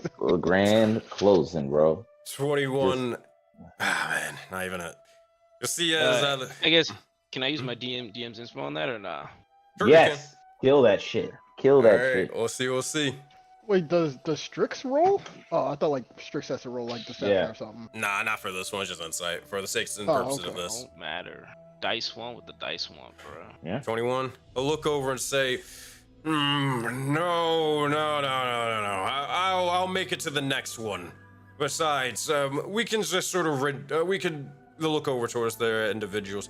We can just head to one of the temples. I'm sure that they wouldn't mind Heliod being the sort of center of focus there. Then we will truly show all of Vodin exactly all of what the sun is made of. If you, my friend, if you are a Heliod worshiper, then please come forth and I will show you exactly what our gracious God is capable of. Please, would you come and join us for a sermon? And Strix looks over and says, maybe. In fact, you know what? Maybe I'll even tell my friends. And we'll leave it at that. We'll watch as the individual turns around, because he can't shank him right now, because he knows there's 4 people with him. He will sprint into the building and look towards Cora. Where's Gore? I'm where you left me. You said we were outside in the back, right? Mm-hmm. Yeah. Cora's gonna follow them because she can speak to Gord in her mind to tell them to hurry up. She found the person he's looking for. All right, so Cora's tailing them. Got you. Strix will eventually go to find them for a moment, and after moments pass, so Cora, you are just tailing them behind. This is like Well, about. Oh, good. Strix should no, also she's have gonna the like mental- try to. Yeah, she's Hmm? gonna try to talk to them. Oh, okay. Talk. Trying to keep them Yeah, here. like, yeah, keep them here. Which so Gore at this point knows that they're here, so she's trying to like stall. So you gotta do some sprint to do that, but you can sort of run over and try to catch them as much or as fast as you can. What do you say to try to stall them? Also, Sensei, Um, just so you know, the Strix also had the mental communication. It was like us and all Oh, NPCs okay. had the telepathic, so he could have Yeah. been telling Okay. Gore while he was talking to him too. Okay, so he'll Yeah. do that and tell you to just like come out. All right, if that's the case, that changed everything, and then Gore is gonna tell Zaman over the telepathic link. Our time is now. Let's get them back where we need them. Embarrass this one, and I get to end his life quick. Don't let them get far, sneaky one. And Gore's gonna come a running, but he's gonna cast invisibility. And any talk from now is like telepathic from Gore, and he's basically trying to get Zaman to come on out and start this deception, bro. There's We only just gotta one leave. there's one little slight issue that I was mentioning before with this of what you guys are trying to do. This whole place, because of that bar fight, is crawling with the feds. You look over and you notice as those winged individuals, and you'd also notice as there are about 8 individuals that are all flying over here because apparently there has not just been there is a big old sort of fight, and if there's another murder at this slithering serpent inn, oh god, they're gonna have to prepare for a fight inside just in case. So you look around and there are still guards out here. Oh, come on, bro. We know the cops ain't around here, bro. They ain't answering no calls. Come on. Yeah, Come on, yeah, Do they it. are. Stop and frisk, bro. Stop and Come on. frisk. Yeah, Come on. we weren't gonna murder him here. That wasn't technically the plan. So I'm just keeping that. I'm just letting you guys know, just in case you were trying to like just make it happen in the middle of the street. Nah. The was told to embarrass this man. It's not. He can't get embarrassed in the slums. He need to get embarrassed in a much finer way. So Zaman knows the plan. Zaman knows what's going down. He's got the little beat boop telecommunication talk. You know what's up. I hit him on the 2-way. All right. I hear you. Go ahead, Cora. What were you trying to say to sort of stall them for a moment, for the last minutes of the session? Well, I guess we're retconning that because Strix would have, as he was talking to the sun worshiper, would have told us all that he's here. So I guess while Strix was talking to him, Gore and Addy and Cora would have been coming out. All right. So there's no need for Cora to stall because he's basically doing that already. Yeah. Gotcha. The only thing he would tell Strix is to get back into character, so he can convince them to go ahead and meet with Zaman, because that was the whole plan in the first place. Gotcha. And where did you want them to meet? We were gonna Zaman. You want it there or? So essentially the plan was that Strix would like pretend to be a Heliod priest, introduce this guy to Zaman as a potential benefactor for his war, and then we'll go from there. And him being in the fancy place will probably make it look better. Yeah. Got you. So Let's meet in the middle. I don't I'll need- tell you what. You could so I just don't need easily meet in the so I need because to- they're already heading over towards it. And I got you, Addy. 1 second. We'll meet in the middle. You can just do that and just meet them at the temple that they were heading to, anyways. Do it there. That works. All right. Fine. Well, Go ahead, Addy Dork. No, I was just confused on what's going on. Why are we even leaving this place, bro? If you already had a plan. No, because I have to be the one to kill him. That's all it is. I didn't think it was taking place right in here. It was supposed to happen outside of here. He was never supposed to make it in town. Like Strix was supposed to stop him at the boat, but All right, I Strix guess is out of too busy game. What is the fixing plan? thing. I don't Uh, know Out of anymore character. at What this is the point. plan? we No. can take it offline. Yeah. Well, I guess are we just staring at these people as they walk away slowly? No. Like, No. What, no, Strix is supposed to turn into a priest. Priest I mean, supposed but to go yes, with him. right now, Yeah, what yeah. are we doing? Right now, Yo, are we just staring? Gore, Are we just Gore is meat mugging these dudes? Like, no, uh, Gore's gonna follow because he has to follow, be part of it. The whole point is that Zaman's gonna get him to try to get him to sign a deal, basically, so he's indebted to his greed dude, and then get rid of him almost as quick as we got him. And Cora's going to pay the girl who wanted the money back from Neff. Cora has really nothing to do with the Sun God. Or yeah, anything like I'm just curious, like, what? that. Yeah, all I that's saw all. was Gore say, "I got a plan," and then turn invisible. Like, that's what I saw. I'm just saying, like, I don't know why he's turning invisible. yeah, but it's like Gore's got a plan, and then turns invisible. What the fuck is going on? Yeah. Hey, Uh, right, this was not the plan. It's not the understanding, but we're gonna work off what we got. So. in the spirit of I don't like splitting up, I'm just gonna stick around Cora so she's not left alone because she's the feds and they gonna mark the feds, bro. All right, if that's the case, they would have been. I mean, like they would have been gone because like Strix would have said, "Okay, fine. I'll bring a couple of friends." So they're already gone, is what I'm trying to say.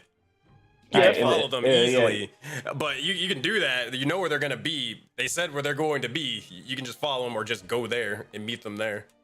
Yeah, we'll meet him there. I mean, yeah, whatever it is, just as long as Zaman go ahead, get him to get the deal done. That's all. Main sort of thing is you just need to know where they were. Strix already found them for you, or brought him No, to yeah. a location where you would be able to find that out. So, Copy. That works. all right, gotcha. So I think we got all that confusion sort of squared away. Okay. Yeah. So at this point, Strix would, you don't have to sort of leave like right this second unless you really want to. Doesn't matter. No, But Strix it's will fine just if we get. Strix will just say, found those individuals and such, as I was mentioning over the sort of link. You stole your student or whatever. Kind of just channel off to the side, not bringing any attention to you guys or anything else. And says, I think we can get the rest of y'all over here and such. We can do this sort of whole plan and such as you mentioned before, but I can scope out the sort of temple place and see exactly what it's about, but judging from what I've seen around this sort of tournament, come sunrise, this tournament's beginning, so... Well, a little bit after sunrise is beginning, so we need to be ready and try to get through with this fast. Copy. Let's Strix do his thing. Well, before they leave, before Cora leaves Trix, she's gonna give Trix 10 of the gold, and then when Trix goes to the other Usadins, she's gonna tell them that if they ask where you get the money from, tell them that there was a big fight in a tavern, and I helped the 3 individuals that came in, and the robot gave me this money, or something. Just basically gonna tell Trix to have it seem like she showed good faith to someone who she thought was a Usadin. Now she don't know that. They don't know that she knows that he's not. But you know what I mean. Strix will look over and say, I'll tell you what, I got a better idea. I like the idea of the whole good faith thing, but I can sort of weave a couple of words with them. I can sort of track them, and I can multitask for a bit. Let's just make this thing happen just real quick, and then I'll start tracking over them. How about that? Okay, cool. Works for me. So you don't need the money then? No, we'll work together on this one. Here, we can get this going now, or if you want to hurry up and get a drink, whatever, do what you got to do. But we're on a time crunch here. Gotcha. I'll have you be on your way. I'm gonna give the money to whatever her name is. And Yeah, that's all I got. All right. So, as you all begin to, because we're at time. So as Cora, you begin to head over towards the individual Jade to give them their money. You eventually with the money in her hand, so there ain't Gotcha. nobody trying to tap her pockets. Right. So as you begin to sort of do that, eventually Gore and Addy Dark, you guys are still in the tavern, getting ready to, I guess, share the drink with the other sort of werefolk and more. Meanwhile, back at the sort of bazaar, Agni, Zaman, and Azura, You guys are making sure Mao is taken care of, and Agni, you are getting ready to start peddling your wares and open up for business. So we'll see exactly where you guys will be picking back up next time, but that is time, so that is where we will end the session for now. And we'll end this off, because I will say this is about y'all better be preparing and planning, because next session is probably going to be a heist or an assassination attempt on this guy. I don't know how many people. I would hope all of y'all are going to be there, because if not, I'm going to just say out of game, that's going to be a rough fight. If it is a wait. battle The or a fight. assassination attempt on who? The priest? Yeah. That's the Auroraverse, bro. Yeah, we'll talk about it. I didn't know he doing it next session. All right. I mean, shit. Yeah, we're gonna talk about it offline and re-talk about this shuffle and plans. So She already promised you she'll clap Heliod with you, so it is whatever to her. appreciate it. All right. I'll let y'all. Appreciate it. Gotcha. I'll let that get set up and all that stuff. But all right, I'll be right back. Copy. I gotta get going soon.